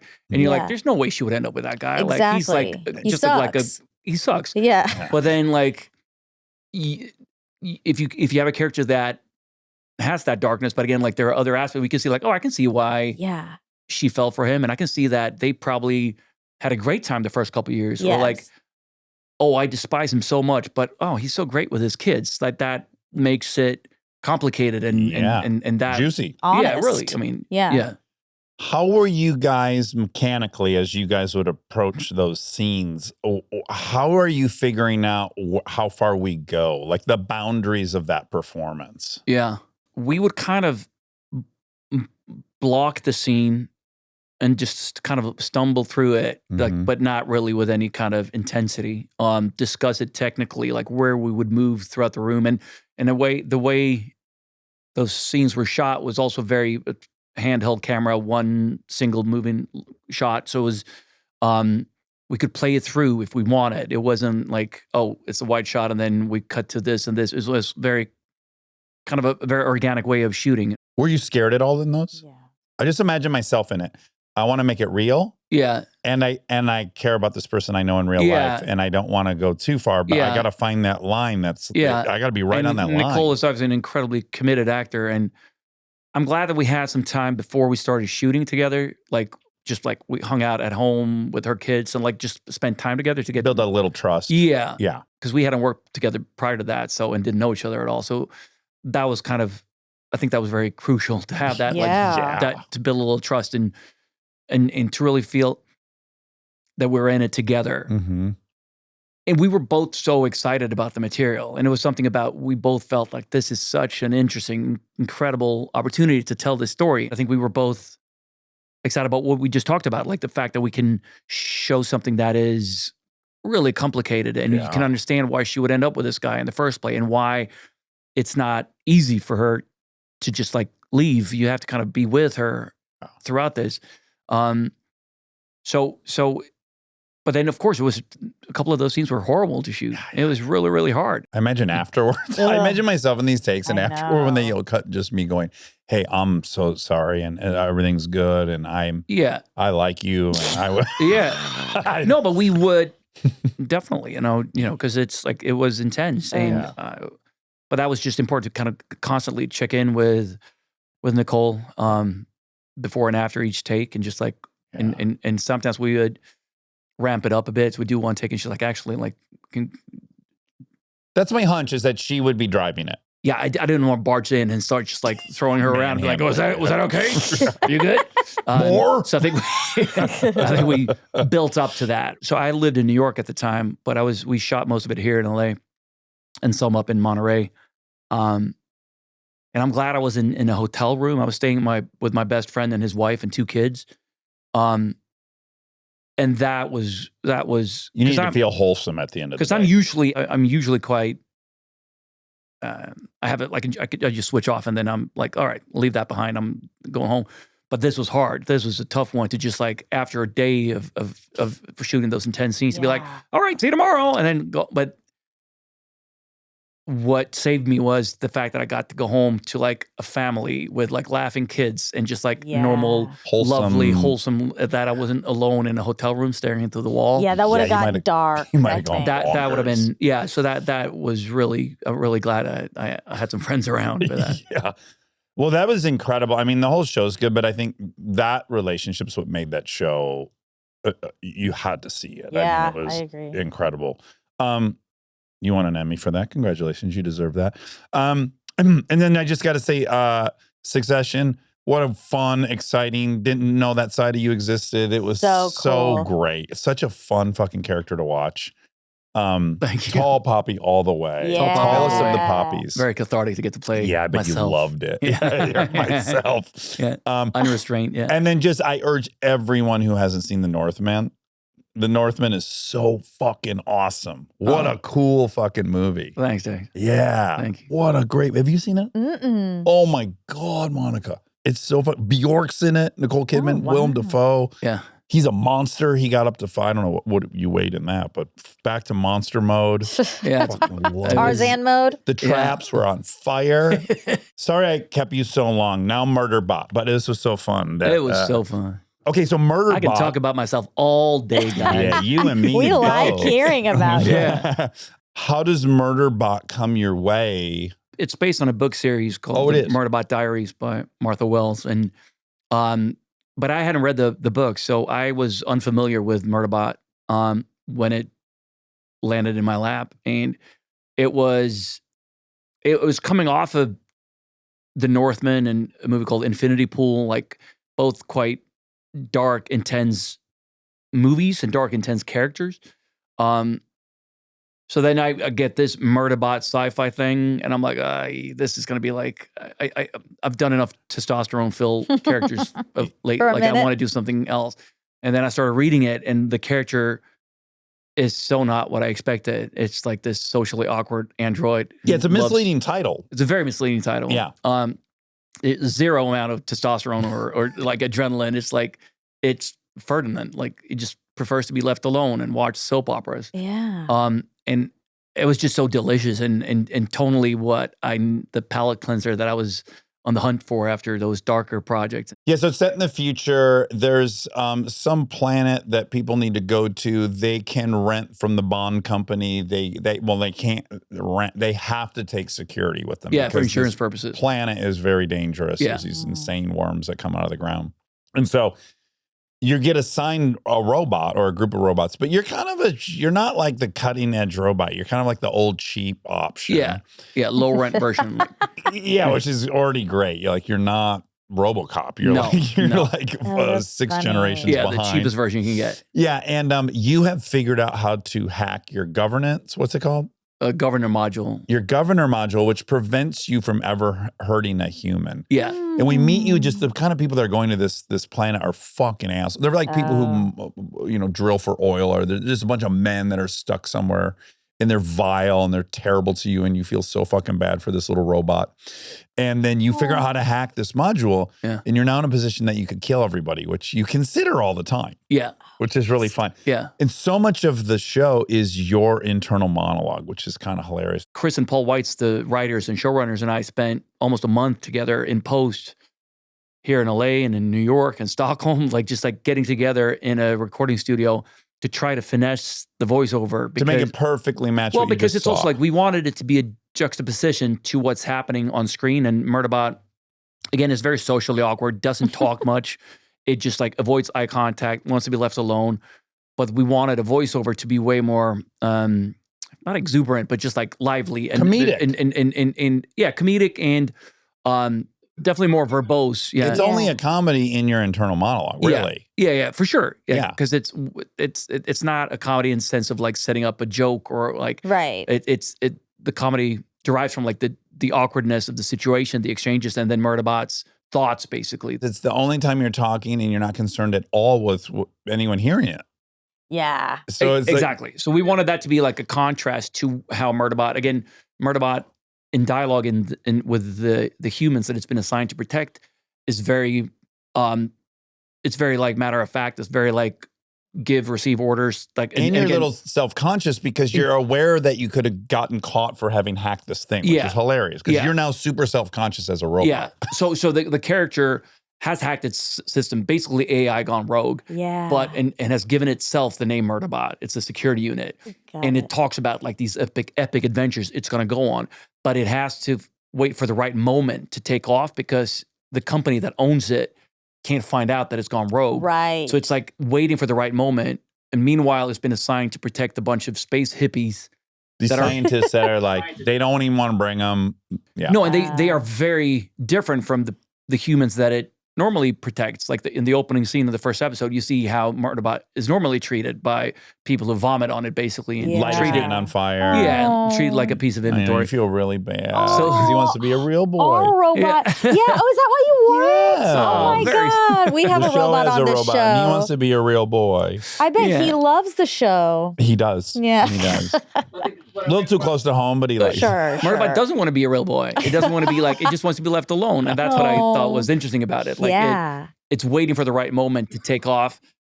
But meanwhile, it's kind of stuck with these hippie scientists, and they are very different. They kind of invite Murderbot into to the group and the camaraderie and asks it to take its helmet off. And it's very uncomfortable to Murderbot. And Murderbot is just I just want to get out of here. But slowly it starts to form these relationships and build these bonds with these humans. He starts becoming a real boy.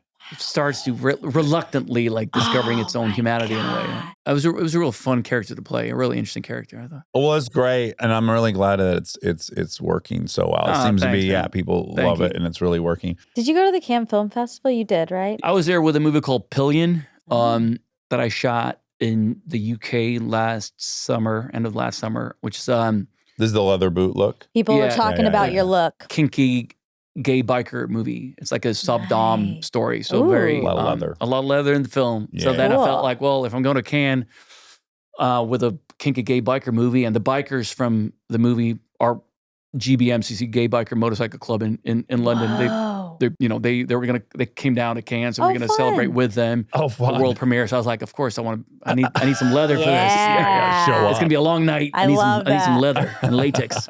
So fun. Okay, now this one's going to be tough for you, but you need to know, 2-second backstory is my children, particularly my 12-year-old, is completely obsessed with Taylor Swift. And I have been telling her for 6 years that the song Wildest Dreams was written about me. And they're like, no, it's not, Dad. And I go, listen to the fucking words. He's so tall and handsome as hell. He's so bad, but he does it so. I'm like, who else could that be about? Then I took my 12-year-old to see her in Lisbon last year. Yeah. And I guess she doesn't really sing that song often. Oh. And she sang it. Because she saw you in the audience. And I said, she's like, I'm like, he's God, here. I was like, Lincoln, this is almost inappropriate. I'm married. She can't sing this song. And then in my fucking research today, I read that the song's about you. Oh, this is so I have to exciting. kill you.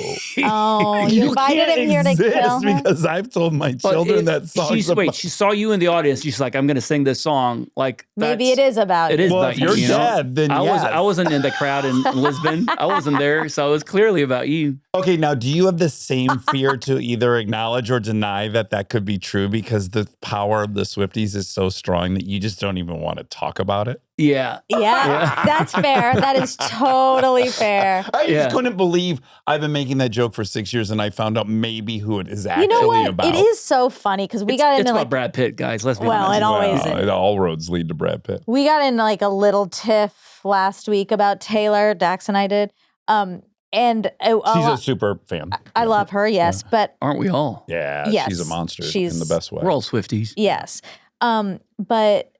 But mainly the beef you have is like you can't say anything negative or even remotely like anything about her without the Army. army coming for you. Yeah. And even when you just said that, as soon as you said it, I was like, You panicked, right? I really honestly panicked. I was like, oh my God. First of all, I bet his publicist said we were not allowed to bring that up. Oh, did that happen? No, Oh. but like normally, That generally.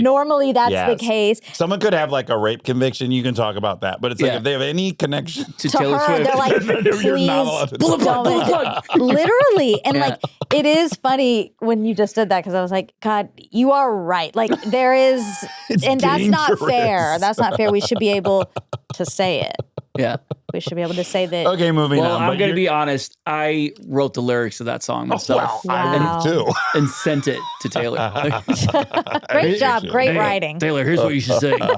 But this is the most important line. He's so bad, but he does it so well. Yeah. That's the line. That's a the A good lot of line. people can be tall, but to be bad and do it so well. A lot of people can be bad. They can do it Can't well. all do it well. No. Cannot do it well. That's the art. That's where the art comes in. Yeah. Okay. Boy, I had written this down and it happened. So the funniest joke I heard while I was in Scandinavia last summer is someone told me a joke about the Swedes, which is if you throw a birthday party at 6 p.m., the doorbell will ring at 5:59. And when you open it, everyone that's coming to the party will be outside. Yeah. People show up on time. So I Yeah. had heard that. And then literally I'm researching you and Rob's like, Alex is going to be a half hour early. Oh, yeah. And I'm like, Yeah. oh my God, I just wrote that joke Yeah. down and you delivered. Yeah, but then I was freaking out because I knew it was going to be early, so I had to call my team and be like, "Guys, I'm early," because that's also not okay. You know, Well, you, that's why it's 5:59. The you show doorbell up at rings. 5:59, so you're early, but you're not like half an hour early or an hour early. You're not intrusively early. I felt I was being a bit intrusive there. I was like, I'm showing up very early now, so I felt bad about that. It's a testament to that I'm a fan of yours because I was like, great, yeah, I'll start early. I never say that. I go tell them to do something. yeah. I'm still well, poor working. you weren't even. I like- was in a meeting and Yeah. at 2, I was like, well, I'm going to be a couple minutes late. And I look at my phone. I was like, oh my God, they've been going for a half They're hour. already This is done. exactly. Yeah, half hour late. Exactly. Which That is was still early. panic. No, but Swedes are very. I mean, I'm generalizing, of course, but like 6 o'clock, yes. Then No, see you at 5:59. yeah. Why would I show up 6:30 when you said 6? Yes, Yeah, it's that'd very, be very, very respectful. rude. Yeah. Very rude. Yeah. Okay. Do you feel like you're a better actor when you're speaking Swedish or English? I haven't been. When was the last time I acted in Swedish? It's been 15 years. Okay. Yeah. I threw in a couple of lines in succession in Swedish, but Yeah. I haven't done a scene in Swedish in 15 years. Yeah, I really wonder that. Like, acting's already challenging enough. If I had to do it in another language, I mean, I can barely do it successfully in English. We did the press junket for Murderbot a couple of weeks ago in New York, and suddenly there was a Swedish journalist, and who obviously wanted to do it in Swedish, Yeah. and I was really struggling Yeah. because I have not thought about Murderbot in Swedish. I've not thought about the character. I'm not like, and again, like I read it in English. We shot it in English, Yeah. and like my Swedish is okay. I can speak Swedish, but Yeah. I was struggling to kind of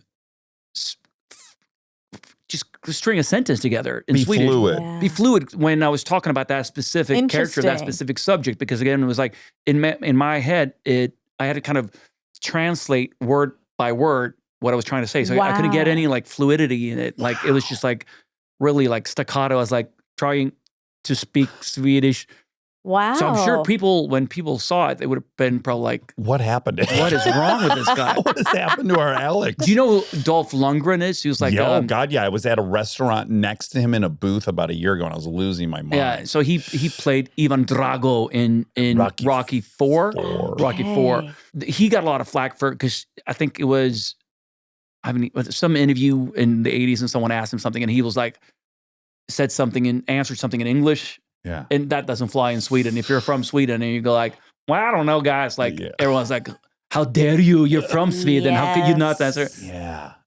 But I empathize with him now. It's tricky. It's funny, man. I would have never even thought of like what you just explained is like, had they asked you about a topic you had already mulled over back when you spoke it primarily, you probably would have been able to drop into that. Yeah. But the actual like, I've got to think in Swedish about this project. Yeah. It makes sense. And that's wild. That created a delay because again, it was something I hadn't thought about in Swedish. Yeah. Because you have your go-to explanation, your character and the storyline. That's all there in English. Yeah. And so it all needs conversion. Yeah. You almost have two brains going. There are definitely like topics or areas where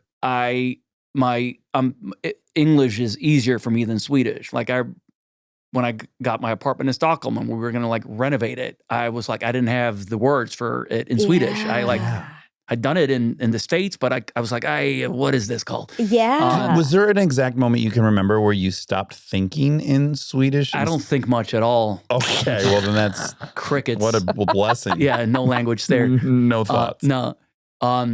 And same thing with like stuff that's related to my childhood. Big gaps in English because it's all Swedish, you know? Yeah. That's so interesting. It really is. Yeah. I think people who can speak two languages fluently are the smartest. right? We are. The We are. smartest. Yeah, I think you're right. You're I the do think you're right. smartest. Thank you. Okay, my last question. Does being Swedish liberate you from being obsessed with money? Because I have a sickness, and I know it. Like I have a sickness around Of money. accumulating, like just like having like there would never be enough. I'm always afraid I won't have any. I think about it too much. I wanted it so bad. That's what you're supposed to get here. And I just wonder if you'd be free of that from growing up there. But have you had that classic of like, I need a bigger house, I need a faster car, I need to kind of that chase or The hedonic treadmill, and then already like realizing it doesn't give me any more happiness, fully intellectually understanding all of it, but still having fear emotionally in my body. right.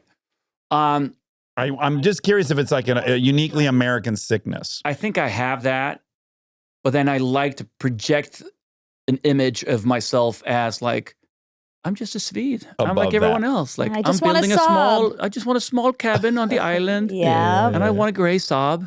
Nothing special for me. A small cubicle. I'm like everyone else, just a little cubicle. But deep down, I'm like, oh, give me a McMansion. Come Yeah. I'm a Okay, monster. there on. Like, we yeah, where's my go. monster Give truck? me that SUV Saab. Yeah. Give me that American yeah. abomination. But I have a very curated image. And like, yeah. Okay, well, Alexander, I bet you wanted to leave an hour ago, but you're so Swedish and Yeah, polite that you just we stayed. kept you So here. I'm glad that I could exploit your Swedishness. I really enjoyed this, guys. Yeah, Yeah, this was so fun. It was great. Yeah. And this is like the very tail end of a long press tour. And You weren't excited to come. It's okay well, if you say. this is it's so nice after, you know, you've done junkets where Are it's you like, just repeating you do yourself? 74-minute interviews in a row and Yeah. you come home with so much self-loathing because you feel like a parrot, you just like saying the same thing over and over You again. feel so Yeah. fucking Fraudulent. fraudulent Yeah. and insincere. So you have a Yes. weepy slide down the shower wall and like it's really refreshing to be able to sit and talk about yourself for 2 hours. Yeah, we give you all the space to talk I about got yourself. and I got a creamy coffee Yeah, with you lots did. of Lots of cream. We got I know extra you drank cream. like a green juice and you gave me like a. No, that's not a Are green you trying to juice. fatten me up? Is that what you're doing? He's upset full about cream. the song. He needs to take you down a peg or two. No, this is what is this, Monica? Matcha latte. This is matcha. This Oh, is it's matcha. tea. Yeah. Well, I got a big jug of heavy Dairy. cream. Great for the voice. Well, Dax, you are so bad, but you do it so well. Oh, baby. We That's gotta the end next on best that. thing. Yeah. All right, thanks, brother. Thank you very much. I sure hope there weren't any mistakes in that episode, but we'll find out when my mom, Mrs. Monica, comes in and tells us what was wrong. It says homie. What does it say? Well, it does. I don't like that. You like that? I don't get it. It's like rolling with the homies from Clueless. Yeah. Oh. I think it's a Clueless campaign. I love that. It's the 25th movie. anniversary. More like 26? yeah, probably like 99? 30. When did it come out? 95? No. I was young when it came out. You're a baby? I was a baby. You'd have been 8 in Um, 95. 95. 30-year anniversary. Yeah. July 19th. Oh my God. It really is almost the 30-year anniversary. Wow. Maybe it is rolling with the homies. Oh my God. All right, now I love it. Yeah, now we love it. Now I love it. Welcome to Nashville. We're in Nashville. We're in your Nashville studio. Yeah, First time. We just recorded for the first time here. we did. And it went well. It went well. Wobby Wob deserves a round of applause 100% he deserves a round of applause. because Wobby Wob created this whole thing in about 72 hours. And it looks incredible. It looks did it so again. good. It's beautiful. We got It- Papa Bob now. We had your grandma. No, we have my grandma in LA and your grandpa here. Yeah, look at that guy. I didn't know who he was at first. Oh, you didn't? No, I guess I've never seen a picture of him. Well, that makes sense, though, because also there's 3 other guys you've never seen on the wall. Of course, I don't say that. I've definitely seen Charles Lydon. The inventor of the podcast. Yeah. Oh, yep. Christopher Lydon. Christy Lydon. And then your 2 guys from the Stanford prison experiment and the shop. Milgram and who's he? I bet even hanging on the wall, we still won't get it. Milgram and like Sablinski or something. Ooh, Like let's see. something like that. Let's see, Rob. Zimbardo. Zimbardo, Philly. And then Philly, top of that. Sassy, Steffi, and Bobby. Yeah, it's great. Babaloo. Babaloo is his nickname, Papa Bob. And if you missed the Armchair Anonymous, that was things up people's butts. Which, go listen to that That's- one. That's a primetime content. It's one of our right there. best episodes of all time. It's an A+. There was a girl who told a story about a presidential female Barbie. Oh, yes, this does need some explanation. If you're watching on YouTube and you see in the background that we have President Barbie here, Yeah. you were extremely triggered in that episode because the man had put a presidential Barbie in his ass and you thought it was an act of misogyny. Yeah, I still do. Yeah. And I'm glad stand by she's it. here. I'm glad she's here, poopless. Yeah, okay, so we're here. We're in so- Nashville. You've already had one boat ride. I I've took had a you on a boat jungle ride. cruise last night Yes, it was lovely. to Firefly Cove. Where there were no fireflies. There were no fireflies. I It- did it was feel this a little fish fly. codependent during that. Like you had to enjoy it more than you were enjoying I it. enjoyed the boat ride, but the fire, it was this whole thing to firefly. Oh, it's so beautiful. You're going to see all these fireflies. And then there were none. There and was so absolutely 0 fireflies. I felt a little. And the 2 nights before, there were in excess of 10,000. Yeah. And then everyone was just like, where are the fireflies? And I knew it was because they're showing it to me and now there's no fireflies. It's, And in awkward. place of the fireflies, which we did not have on the previous trip, was a bazillion fish flies. Like, That probably was probably lot. hard for you. I'm more of a good. hillbilly, so that No, see, No. this is where Okay. we're already gonna have a fight. Let's you do know, it. Let's have our first We haven't Nashville had one in fun. a Yeah. while. probably got so boring without it. I think we're gonna have a few actually. Okay. But you are a hillbilly, but I am Southern. I know. So because it just is my truth. Southern? Yeah, I just am from the South. Yeah. I don't talk about that much. Obviously, we talk about like my growing up and Yeah. growing up in Georgia and cheerleading Brown. and being brown and Dairy Queen and all of those things. Yeah. But I don't realize it's part of my identity Mm-hmm. until I'm challenging it. yeah. until Yes. you're kind of taking it on. And I'm like, no. But would you agree I had a much more rural upbringing than you? Yeah, I'm you definitely did. swimming in ponds and lakes and shitty little dams in Milford and bugs and animals and snakes more than you, yeah? Yeah, I would say probably in my head, yes. But Detasseled then, corn for a job. yeah, you detasseled corn for a job. Very hillbilly stuff. But we were in The Creeks. mall. No, see, this is the thing. This is like, where you're mad. yeah, because you paint me as a person that A dilettante. Is that the word? no, a dilettante, Dilettante? is like a debutante. faker. A debutante. Okay, a debutante. Yeah, is you're like an aristocratic debutante. which also I wasn't white enough to be a debutante, but Yeah. no, we were in creeks and people were jumping in places and I've been dealing with this weather my whole life Yeah. and fireflies. Yeah. You do know fireflies in this weather better than me. Thank you for saying that. Absolutely. You know the humidity. Although Michigan's quite humid. Okay, but it's the southern humidity is specific. But I do know the hick stuff. I do know getting your car stuck in the muddy field from off-road. I know Sure. that kind of I know, but I think field parties, bonfires. yeah, I had You did some field bonfires. parties I don't know and- what a field party is. That's not It's southern. literally you go to a field and start partying. Okay. Yeah. Well, it's just it is funny because I obviously I never feel defensive about my southern roots, Yeah. and I feel it. I have felt it pop. How about this, though? Bringing this into the analysis. Okay. You were also running from that stuff, and You were running towards it, and I was running away from it. I generally will talk about it more Mm-hmm, because I was exactly. running towards it. Exactly, but I think that's also where I get kind of I find this whole thing more complicated than it should be, right? Yeah. Where I get in the car yesterday, I land, Yeah. and I step out and I know it. I know this weather. Also, it's You're not in a like Ziploc it's bag not in the like- microwave. Yeah, and it's not even like, oh, I remember it. It's like, yeah, 4 months ago when I was home. It's still a big part of my life. I go home a lot. Yeah. But anyway, I'm looking for my driver. I have a driver now. That's different. Yeah. That part's different. But guess what? The person picking me up, as soon as he saw my face, Yeah. maybe he would have done this anyway, maybe. But he did change the pronunciation of my name. I think when he saw me, it was what to what? Pudman. He made it Indian. Oh, okay. When he saw me, because he was like, oh, obviously it just can't be Padman. This is an Yeah. Indian person.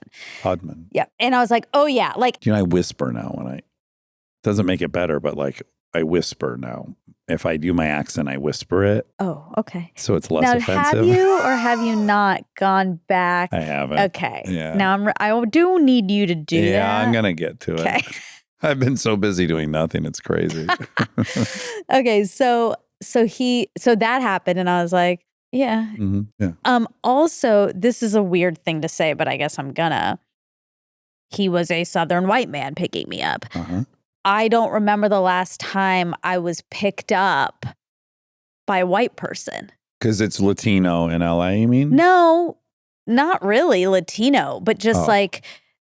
not white. It's true. When you fly to New York and Yes. you get a car from JFK, it's Never- rarely a white. No. It's then- rarely a born in the USA person. Exactly. And then also I guess our we call those drivers. Americans.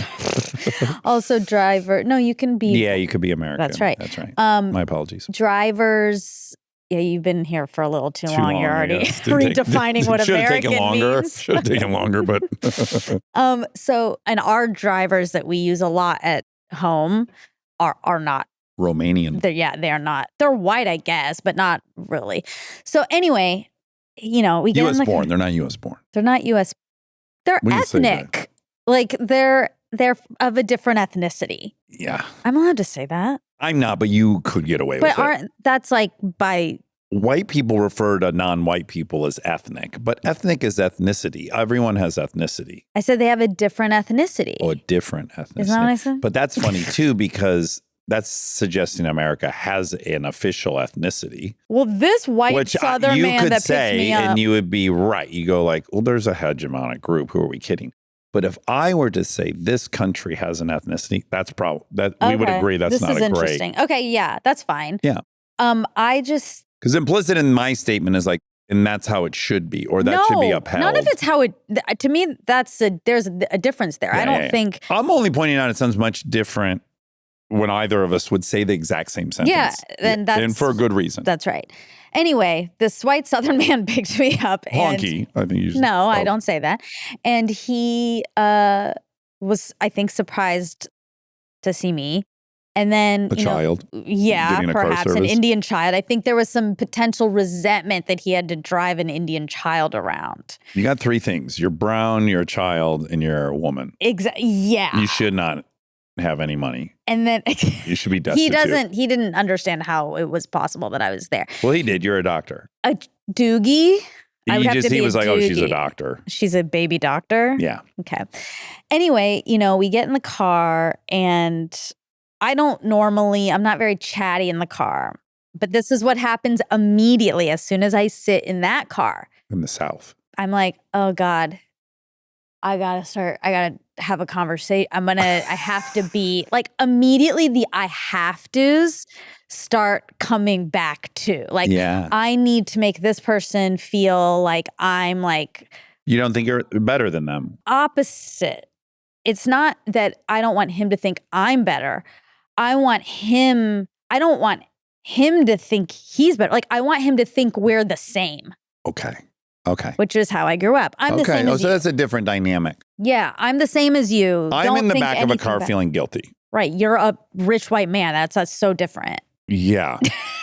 Yeah, but and then I assume if I don't engage with them, they're going to think I'm better than them Yeah. and shouldn't be troubled with talking to them. Right. Forget that if it was a billionaire driving the car, I still wouldn't necessarily want to talk. Right. No. Although I like to. Anyways, go on. Yeah. No. For me, it's definitely like we're the same.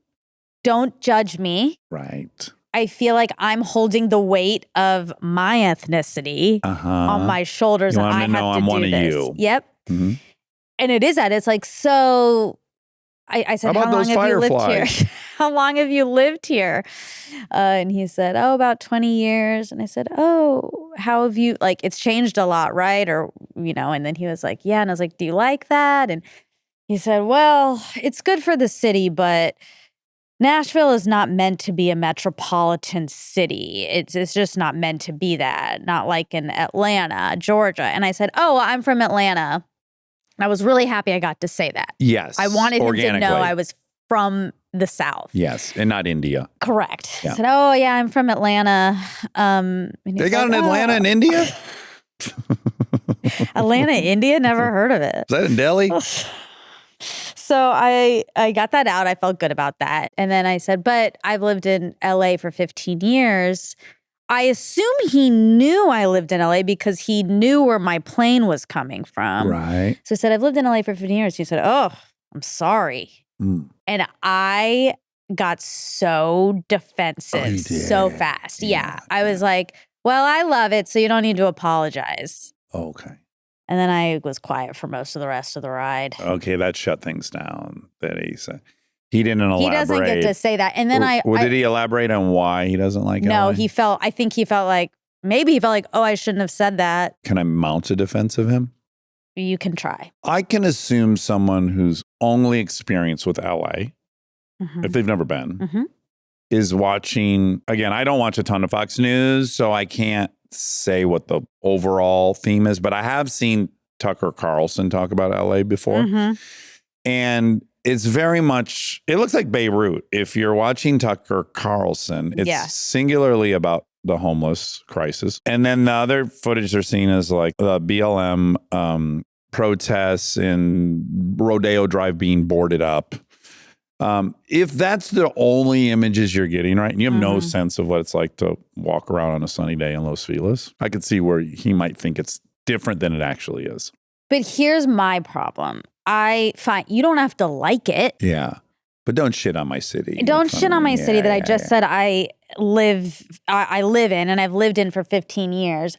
And what was worse is I sat there like stewing about this for minutes, right? Where I was like, if I fucking said that, if you said you lived in Tennessee for 20 years and I said, yeesh, I'm sorry. I'm an elitist liberal asshole. That would be rude, yeah. And that's rude. Yeah. So He's punching up. In his mind, he's punching up. I don't think, in his mind, he is not punching up. I mean, in that, I think anyone would feel fine being critical of New York City because everyone loves New York City. So they wouldn't feel like they were piling on. I don't know, but I didn't like the hypocrisy Yeah. of, because that's this idea that like we're all these like liberal elitists and we shit on the South. It seems to me that the opposite thing is happening. Or that it's equal. Yeah, that it goes both directions. I would never say anything like that, and no one we know would. You want it, and we want it. But the Barbara Kingsolver thing is true that a lot of media is playing heavily on this I guess trope media of, both ways then. Sure, But sure. individually, I do not know I just know the anyone who South would feels say that. like Hollywood makes fun of them a lot, which I think is historically pretty true. Sure. But just I don't know anyone who would say that to someone's face. I don't either. And I don't think he almost should have said, said that. oh, wow, Southern hospitality really died since I left. Yeah. But I didn't. I don't think he should have said that. Let Yeah. me be clear. It was just interesting. I was Yeah. like, whew, boy. I had a Here we fun are. experience yesterday. I got a little of your perspective yesterday, which was fun. Oh, I love that. And I recognized it. So Eric and I are driving the boat, and he's telling me about some Trump policy that's working out or something. And he's going on. And I realized in that moment, oh man, I can see what's going on in both directions. He's doing what I'm doing so often in my friendship circle, which is like, I think I'm trying to mitigate the fear of the people I love. Mm-hmm. They're like, well, hold on, things haven't collapsed. You know, this thing might even work. Who knows? Mm-hmm. But being on the other end of it, and I said to him, I go, this is really funny for me because generally I'm talking with people that are more liberal than me and I'm trying to point out it's not going to be so bad, blah, blah, blah. And you're now doing that. And now I'm almost grateful to be back in the position where now I'm defending the liberal point of view because he's doing that. And but specifically what I realize is it sounds like he's telling me he loves Trump. Mm-hmm. And I actually had to realize he's not. He's doing the same thing I'm trying to do, which is like, the world's not going to collapse. We're going to be fine. We're going to live. We're going to survive. It's not as bad as we think. But yeah, I noticed like, yeah, it sounds like he likes Trump. Right. And I bet sometimes it sounds like I like Trump. Yeah, or that like there's kind of a one-sided acknowledgement. It's like there's acknowledgements of like when there's something that might be working, but there's not as much of an acknowledgement when like a lot of stuff is not working or things are bad because you don't want to cause a fluster, which I understand. Yeah, I'm just trying to always dig everyone out of what I'm worried about is like an overwhelming fear of the present But then day. what it ends up causing is a fear about you. Yeah, I know. Yeah, it was good. It was a good That's experience. good. I'm glad. And I mean, minimally, all he would have to say, and it's pretty much all you're asking, is like, I don't agree with this guy. Exactly. I don't like him. But a couple of these things might work out. Sure. You know? I'm not going to say that's but it's not almost true. like it feels redundant, but it's worth saying. Yeah, no, totally. It's also just a really, it's emblematic of if everyone around me is saying one thing, I just feel obliged to like offer the counter. I know. And so it just forced me to be in a situation more than I would otherwise be. Everything's complicated. I do think, though, that there are some, not policy about this or policy about this, but there's some like real deep inherent values things that are on the line that are really scary. And I actually, when I was also in this short car ride, but a lot happened. You know? Yeah. Whole life went by in the car ride.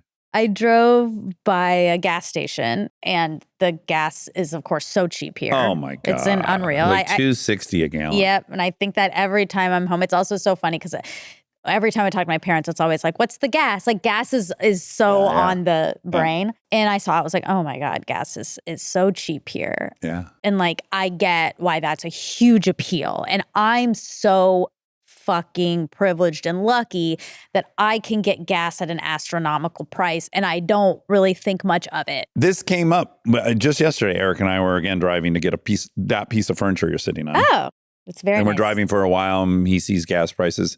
And again, this is where I get critical of the left. I go, California's approach to the gas is the most unliberal thing imaginable. It's so disproportionately punishes poor people. It does. Yes, it does.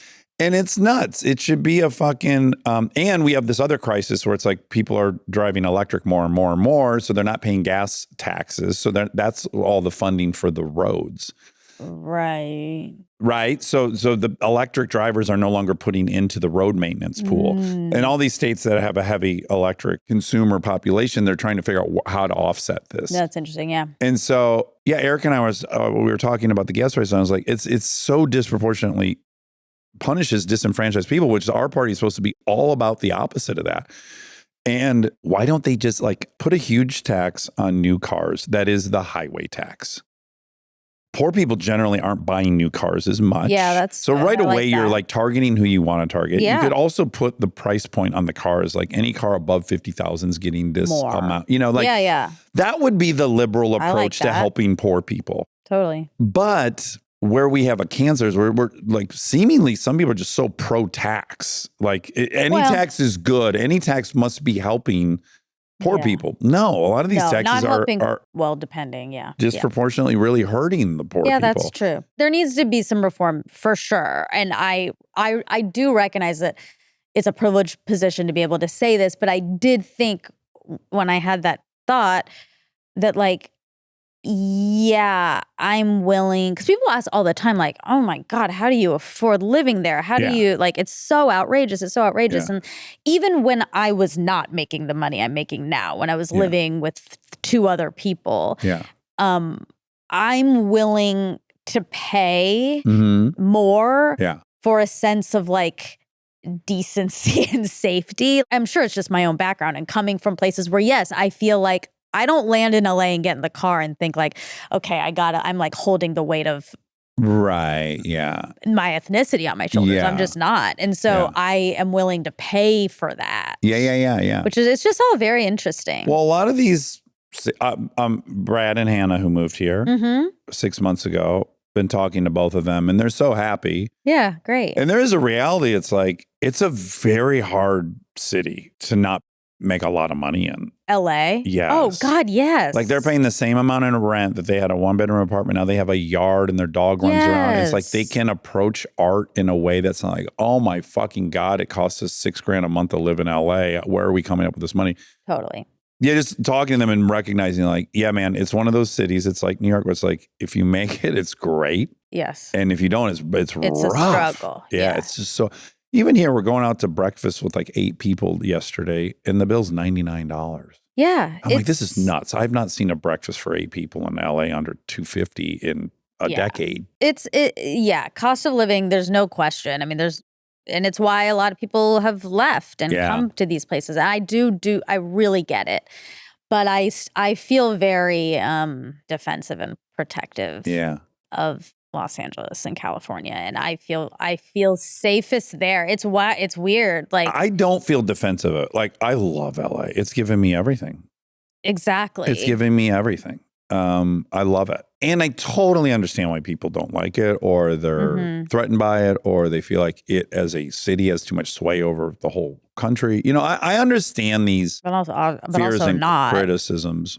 We're not represented proportionally, but yeah. LA has had the power to set culture more than any other city in history. Will and Grace, Philadelphia, all these things are the day after changing Reagan's opinion on nuclear armament. I mean, we've had some major sway in a very tiny area. Yeah. So I understand people's suspicion of any place that has disproportionate cultural sway capital over what happens. Yeah. Yeah, it's interesting. I just like it, and I feel fine if they don't. I get it. I don't either until. Yeah, I'm sorry. That's kind of condescending. It was too. so condescending. Yeah, I know better. Oh, I'm sorry. Excuse me? Stay tuned for more Armchair Expert. if you dare. Let's take a minute to thank our presenting sponsor, Audible. With Audible, the leading audio entertainment app, it's easy to discover new stories and ideas while going about your day. Yeah, and with over 1 million audiobooks, Audible originals, and more, it's basically impossible to run out of things to listen to. Plus, there's just something about audio storytelling that hits a little different. Yeah, it really does. Especially Audible originals that feature performances from celebrities and top voices. It's like watching a movie in your head. One on my list is Treasure Island. Which is an Audible original drama. It's a timeless tale of pirates, lost treasure, maps, and mutiny. What more could you need? That sounds really fun. I'm more of a psychological thriller girl myself. Yeah, you're dark. Yeah, I'm dark and I'm broody. And I've been hearing all about the author Frida McFadden, and I love that I can listen to her audiobooks on the Audible app when I'm commuting, taking my walks, as you know, or just like doing laundry and chores. Well, with Audible, you can find the genres you love and discover new ones. There's more to imagine when you listen. And to make it even better, Audible has a special offer for armchairies. Sign up for a free 30-day Audible trial, and your first audiobook is free. Visit audible.com/Dax. That's audible.com/Dax.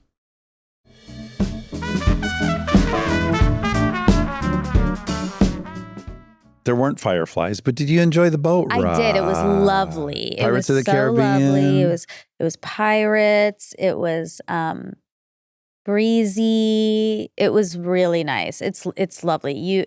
You have, I won't out you, but this is quite You can out me because in a boat. it'd be insane for me to not process this in public. It's a big part of my life. Yeah. And it is nearly impossible for me to compute. I've spent the last 16 days here just going, no way. Yeah, I imagine so. I just love this yard so much. I can't believe how That's much great. nature there is in the yard. There's fucking deer in the yard, and there's little turkeys, and they have baby turkeys that we call giblets. Oh. There's a family of giblets. I Who's- saw them this morning. Oh. There's just like, it's so noisy at night with the frogs and It the is. crickets and whatever goddamn other thing is out there. Yeah. Oh, so soothing. It's I lovely. like it. It's But lovely. yeah, I'm having a very hard time integrating it, trusting it, waiting, waiting for something bad to happen. Sure. All those, it's very complicated and wonderful. Yeah. But the house itself is really astonishing. it's gorgeous. It's much better than our LA house. No, and see, this is where, no, that's It's so not. unfair Okay. to that house. It is. It is totally. It's a beautiful house. Insane house. I as know. well. I said to Kristen day 3, I'm like, well, we've somehow done the impossible. We've made our LA house, which is gorgeous, seem tight, I'm sure, when we get home. This is also, so last night when I was sitting in bed and I was thinking about a lot of things. Let's talk about the main thing. You must be here going, he's going to quit.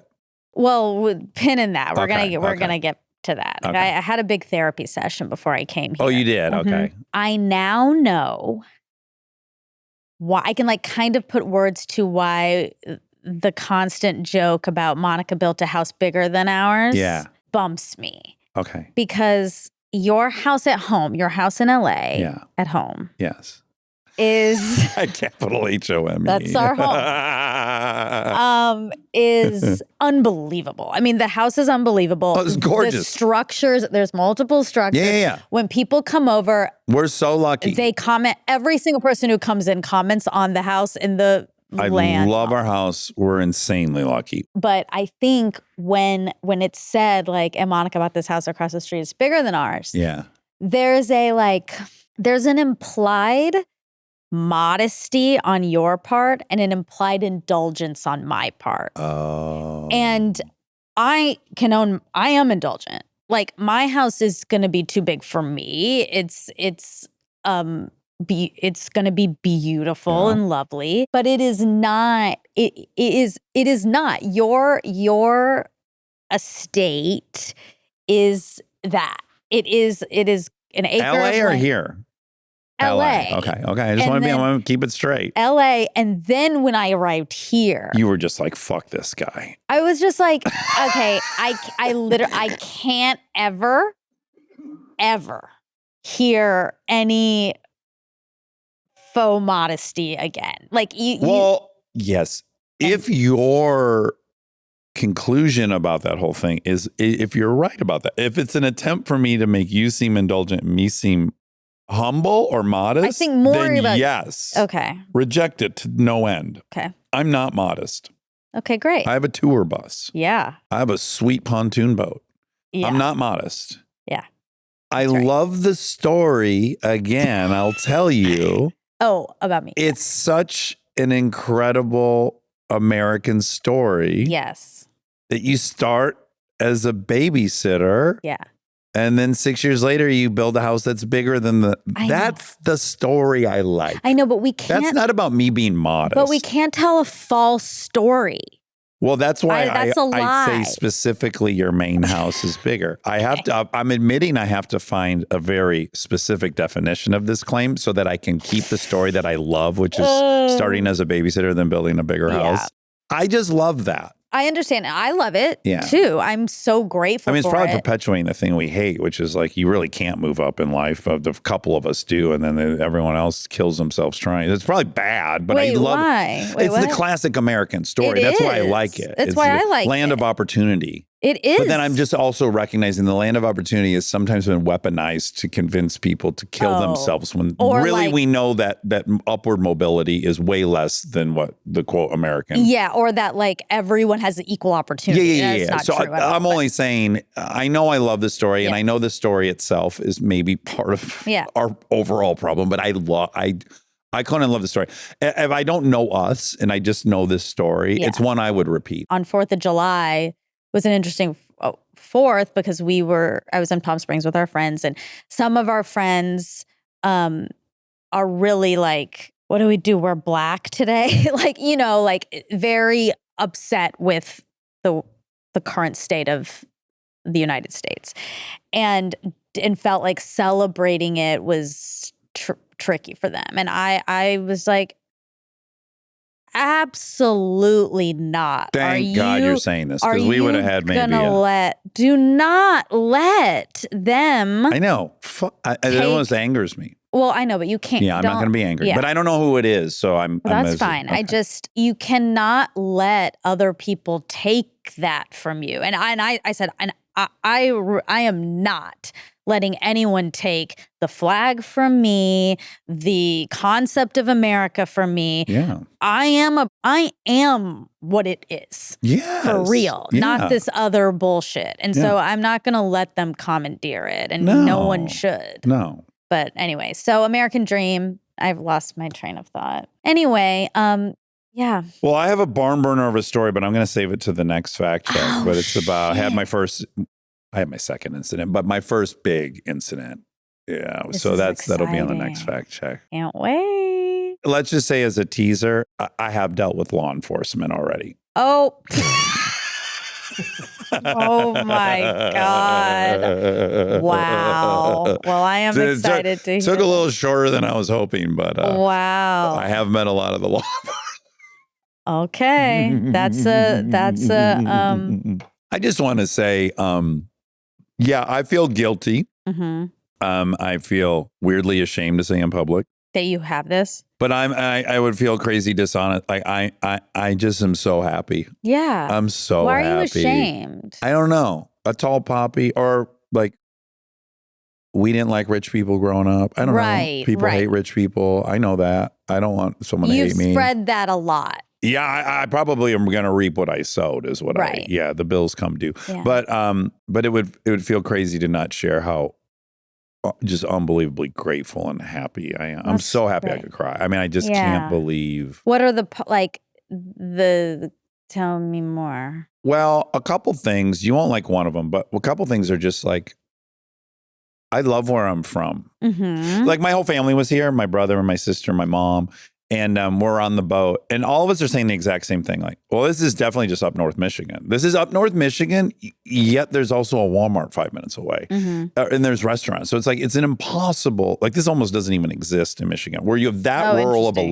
lake. For people who don't know, I can turn right out of my cove and I can go 60 miles upriver before I hit a dam. It's just endless. And all these little coves, and it's not built up. Yeah. So my whole family's going like, oh, fuck, we're in northern Michigan. Yeah, we're in northern Michigan, and we're 40 minutes from Emily Burger, Right. which we ate at. So like, I just can't even believe the gift that is this place, location-wise. Uh-huh. Going to get ice cream at night, like Yeah. Americans. There's so much of it I miss Like from childhood. Americans. You go on summer nights to go get ice cream. Yeah. There's no Dairy Queen in LA. There's Baskin Robbins just a stone's throw. Too from our close, some would house. argue. The clientele. But this is the part that you won't like, but I still would share with you because Yeah. I'm telling you everything. In just a couple of weeks here, I am able to re-see Mhm. LA Mhm. the way I did before I moved there. Mm. In just a few weeks of being away from there. What do you mean? Like, do you remember leaving Georgia and your idea of Hollywood and then going there, and it's like very intimidating and Oh. scary, and then you got to get going, you got to get an agent, and you got to figure this thing out, and then you're really paying attention to what everyone else is doing because hopefully someone will have a tip, and I'll figure out how to get an agent, and then I'll figure out what to do in auditions, and oh, that's a good tip. And it's a very consumed town. Yeah. It's very, very consumed. This is what I love about it. It's one of the most ambitious places I've ever been in my life, other than New York City. Yeah, both they're similar. It's just like so ambitious and such a company town. Yep. And billboards of your peers everywhere Yeah. you drive. And just the whole like, this is what you won't like about it, but a little bit of our self-obsession with ourselves. Like we're kind of the center of the universe there. Mhm. And It's about getting ahead. yeah, and just Or being getting- on task and Yeah. and again, just you're Working looking hard. around Working hard. and looking around nonstop. And there's all this visual. When you're in insurance here, you could be crushing as an insurance provider. You're not going to see a billboard of your competitor unless it was an ad. But Right. I guess, but in our town, the whole place is covered with your peers Yeah. with their different projects that are happening. Yeah. And it's like, oh, I haven't. But you don't still, and I don't either. I'm out of that. Yeah. But just as a town, it's a very navel gazery town. Yes, it is. I guess my thought was, I was like, yeah, no wonder Chappelle moved back to Ohio. Like to be able to do comedy and have it be cutting, accurate, Mhm. astute.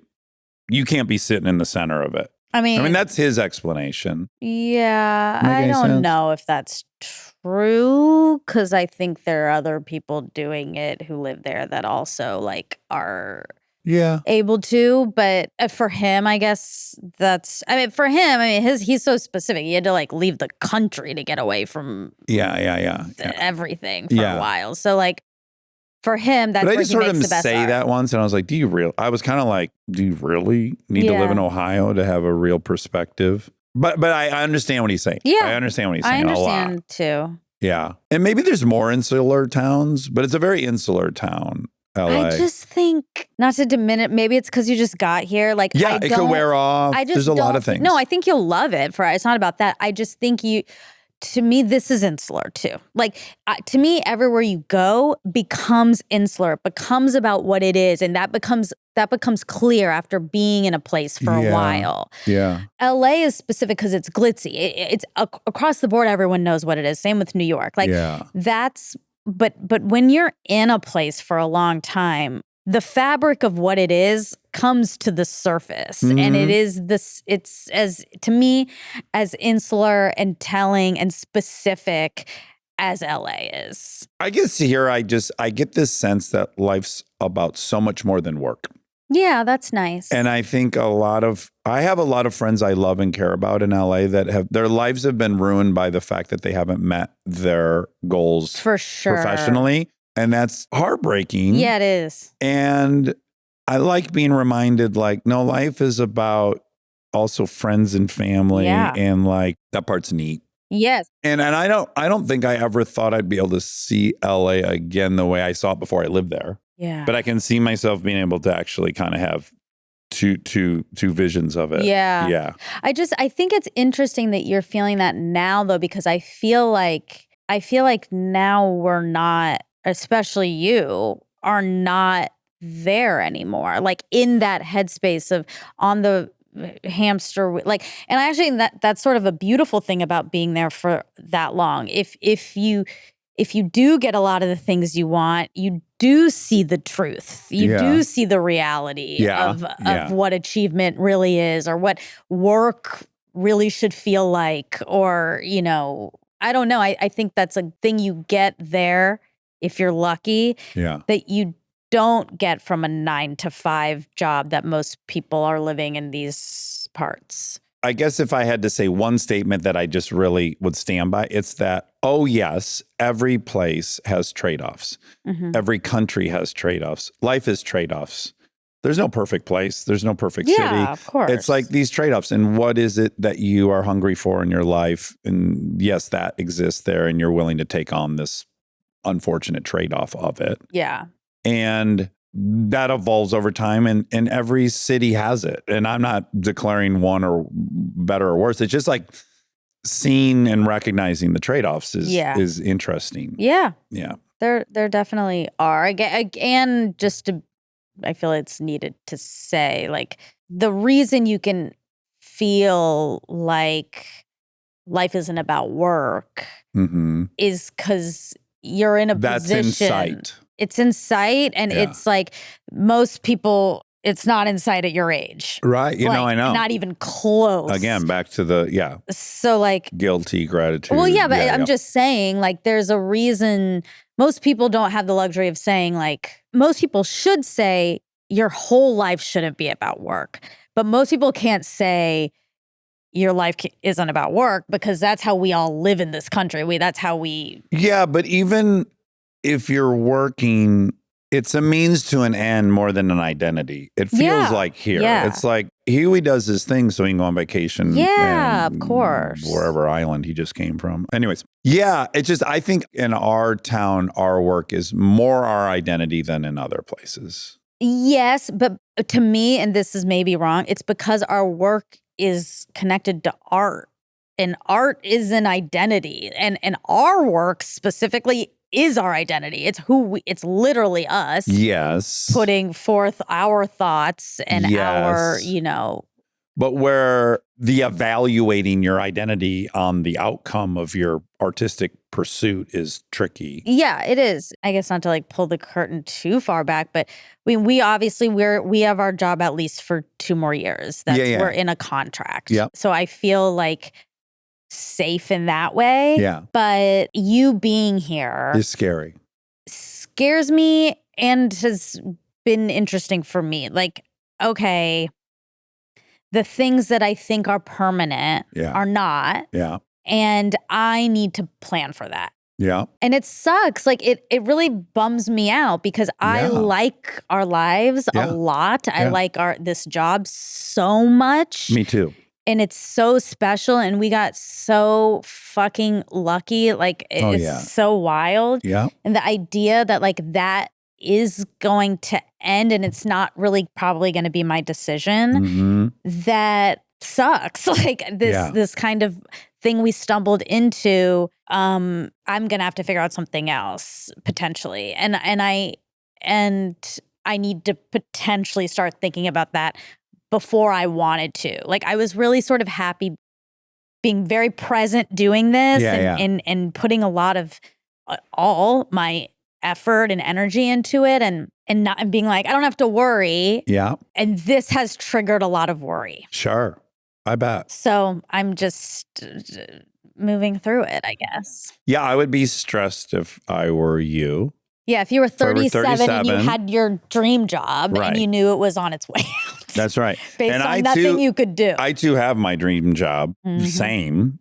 Love it. And yeah, I'll be 52 or 53 at the end of our contract, which is, just different. It is different. But also it's like, that seems young to me. Like, that's like so young. And it is young. You know, my dad's in his 70s and he's like, not, you know, I don't know. It's just interesting. It's all interesting. My thing, and I think I've tried to tell it to you, is in some weird way, I am so lucky. And it would weirdly feel kind of disrespectful and dishonoring of how much luck I've had to not explore the gift of that, which is like, who am I without work? I have that luxury. I'm really lucky. I'm so lucky. I get to maybe say, who am I without work? Yeah. It's just like, it's almost, I mean, it is this. Let's just say this. A I don't think this job doesn't resemble what I'm about to say. So be very clear. I'm not doing a false equivalency. And I don't think you would be doing it this way. But I have over my years in LA seen a lot of people stay at it simply because they knew it was really hard to get and they don't want to lose it. And they're not doing it for any inspired reason. Yeah. Or they just got trapped. Yeah. They got fearful it would never stick around. And then that led to, they just never evaluated. And I have this bizarre feeling that would be a dishonoring of this huge lucky thing for me to like never stop and go, okay, what else do we want to do before we die on planet Earth? And but again, I don't want anyone listening to think that I have declared I'm quitting in 2 years. I'm not. I haven't said that. There's also a version where maybe we don't do 162 episodes a year. That would be, appealing to me. The soonest I could ever be here full time would be 8 years from now. I know. I'm just saying. I understand. If I were you, I would be nervous and scared, and I understand all of your anxiety, and it's very normal. I guess I thought that I was like Buddhist, since I've been Buddhist recently, and I thought like since White Lotus season 4. Yeah, the most recent White Lotus. I thought that I was like really at peace. Yeah. Like, oh, I'm fine. Like, and I am fine. I feel like, oh, I'm off the treadmill. I'm not thinking about what's going to happen in the future or how am I going to maintain this or I'm very present in this job. Yeah.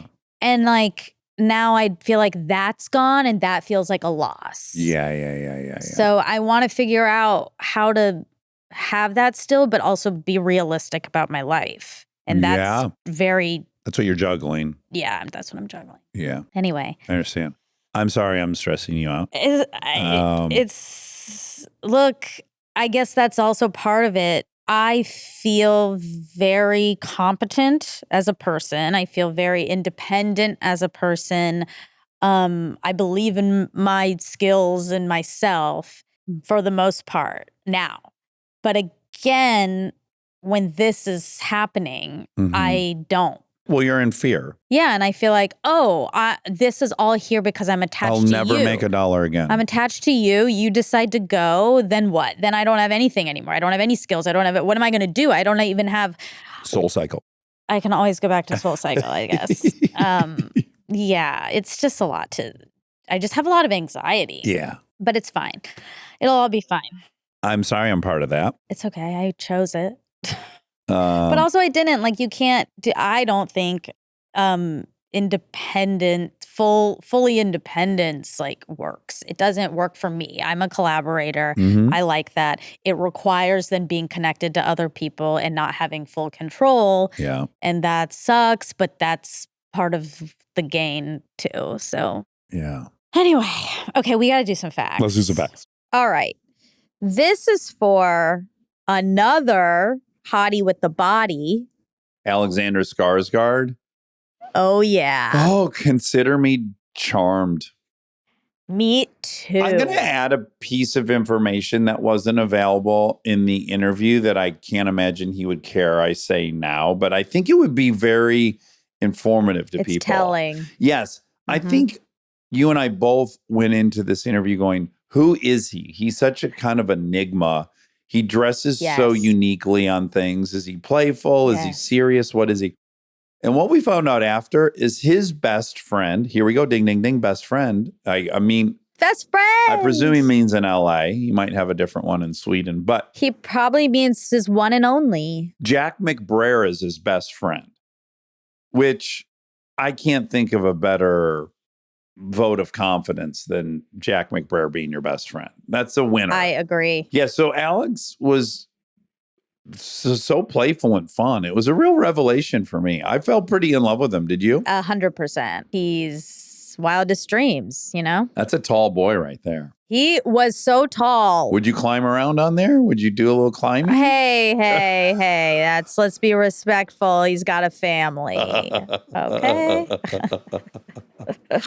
I'd go for a climb if I were a gal. I'd go for a little climb. Okay. He can. He's so nice. He hangs out with Jack McBrayer. Yeah, that's how he gets He has you. a family. Then you're in a pretzel Yeah. reverse back double penny. And you're like, what Oh happened? my God. Anyway, he was lovely. I liked him a lot. Okay. Now I looked up how many calories do you burn in Greenland just trying to stay warm, but I couldn't find that because it kept saying, it has to do with your BMI and stuff, some other Right. stuff, Yeah. But it does say being cold can lead to increased calorie burning. When your body temperature drops, it triggers a process called thermogenesis, where your body works to generate heat, burning more calories in the process. This can happen through shivering or through the activation of brown fat. That's what I'm trying to do in my cold plunge. Yeah, but I wish it wasn't called brown fat. It's like very racist. I like it, and it's confusing because it sounds bad, doesn't it? Brown fat, Yeah, like exactly. it's decayed, but It's gone rancid. you want to activate that brown fat. So now I've come to embrace brown fat as positive. But you're right. It's not a great branding. I bet if people knew about brown fat when I was little, they would have called me brown fatty on the playground. You were very tiny. I've seen pictures. They would have made fun of you, but not for the other direction, probably. Okay. Now, I looked up, can vampires change if they can't die? Right.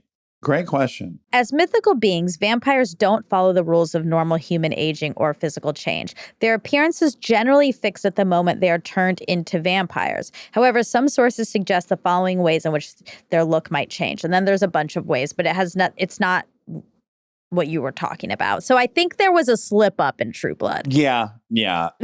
I think so too. How are you going to keep these actors in the same exact shape? It's not easy. Yeah, you can't. Maybe it depends on how much blood they're getting. Like they could get thin because they're going to die because they're not getting enough blood. Maybe, but it doesn't seem like that happens either. Their weight doesn't seem to fluctuate. Also, blood's not super caloric. It's not like, I doubt they're even getting 3,000 calories a day in blood. That's a lot of blood. But it's all they consume. How much blood would 3,000 calories of human blood be? This might get me flagged. Yeah, it will. Okay, so 1 liter of blood is 650 calories. So you need 4.6 liters of blood to get 3,000 calories a day. That's like a gallon and a half. Would you of ever blood. drink someone's blood? For fun? Like, wait, did I or would I? Would you? Sure. Have you? No, I don't think so. And yes, sure. Would you? It would really. There is something about blood. It's like one of the only. It really makes me feel queasy. It does because Thinking about warm. thinking about it's drinking thick. it. Yeah. Ew. Don't say warm. Yeah. Yeah. I mean, I would like lick. Someone's bloody cut, right? Yeah, I would lick someone's bloody cut, depending on the person. Of course. But if like thinking about blood in a cup, Yeah. I don't think I can do that. Yeah. And it gets sticky quick, I think. Oh. Yeah. Like I think I'd rather drink someone's pee. Yeah, me too. Yeah. But pee's just water. And bacteria. Some minerals.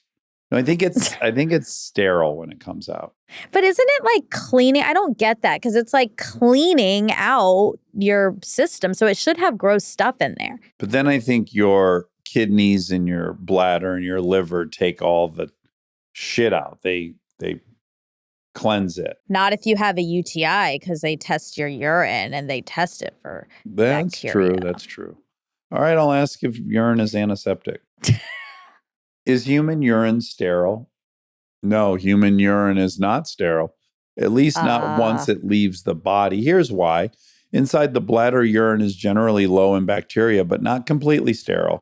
Advanced DNA testing has shown that even healthy bladders contain small amounts of non-pathogenic bacteria a urinary microbiome. But once the urine exits the body, it picks up bacteria from the urethra and skin, making it definitely non-sterile. The myth, the idea that urine is sterile came from outdated testing methods that couldn't detect low levels of bacteria. In short, not sterile in healthy people, just low in human bacteria, harmful bacteria. Okay. Now we know. Yeah. Okay. Why do Saabs have the key in the center?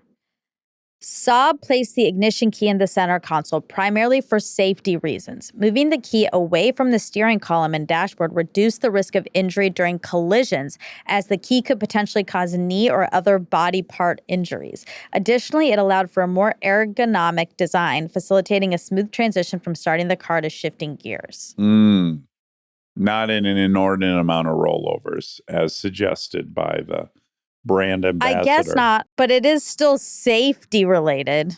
So they're claiming, yeah, because your knee would hit the key so often. Speaking of Swedish vehicles, my mom just got a Volvo. No kidding. Yeah. Yeah, those are nice. My best friend Nate has one. Oh my God. He loves it. Okay. You said Taylor doesn't sing Wildest Dreams often. Okay. In concert, yeah. In the Eras tour. Now I looked. Okay. And she did sing it when I saw her. All right. Okay. Yeah. And then yes, Taylor Swift does perform Wildest Dreams during the Eras tour, specifically in the part of the 1989 Eras segment of the show. This may be where you're confused. In the original theatrical release of the Eras tour film, Wildest Dream was not included, but it is present in the extended version. Okay. So the movie didn't have it originally. Certainly didn't. And that's what I saw first. Yeah. And then I saw the show, and I think she was singing it to me. I'm going to stand by that, though. Oh, all right. I don't love you getting a fact and then not taking it. Right. Okay. I understand. Also, at one point, I just want the people to know that this is clogged, that you do a Swedish accent, but you definitely slipped into an Indian accent. Oh, I don't know about that, because I know my Indian accent very specifically. I know when I'm in it, but you think I was in it unintentionally or unaware? Yeah. You're going to have to listen back just for that. All right. What word was I saying? Back. Do you remember? You were saying a bunch of words. Okay. Like a couple sentences worth. Okay. You'll know it. Oh. You'll know it when you hear it. Okay. All right. Thanks for making me better. You're welcome. And that's going to be it. Oh, I loved them. Count me charmed. Me too. That was a hot couple of weeks for you. Oh, man, were we on a tear of hotties. Yeah. Hottie summer. Really nice. Boys summer. The rat summer's over. We're done with rats. Rat boy summer? I'm not. Oh, okay. I'm not done just with them. getting into your rat phase. All right. All right. I love you. Love you. Bye. Bye.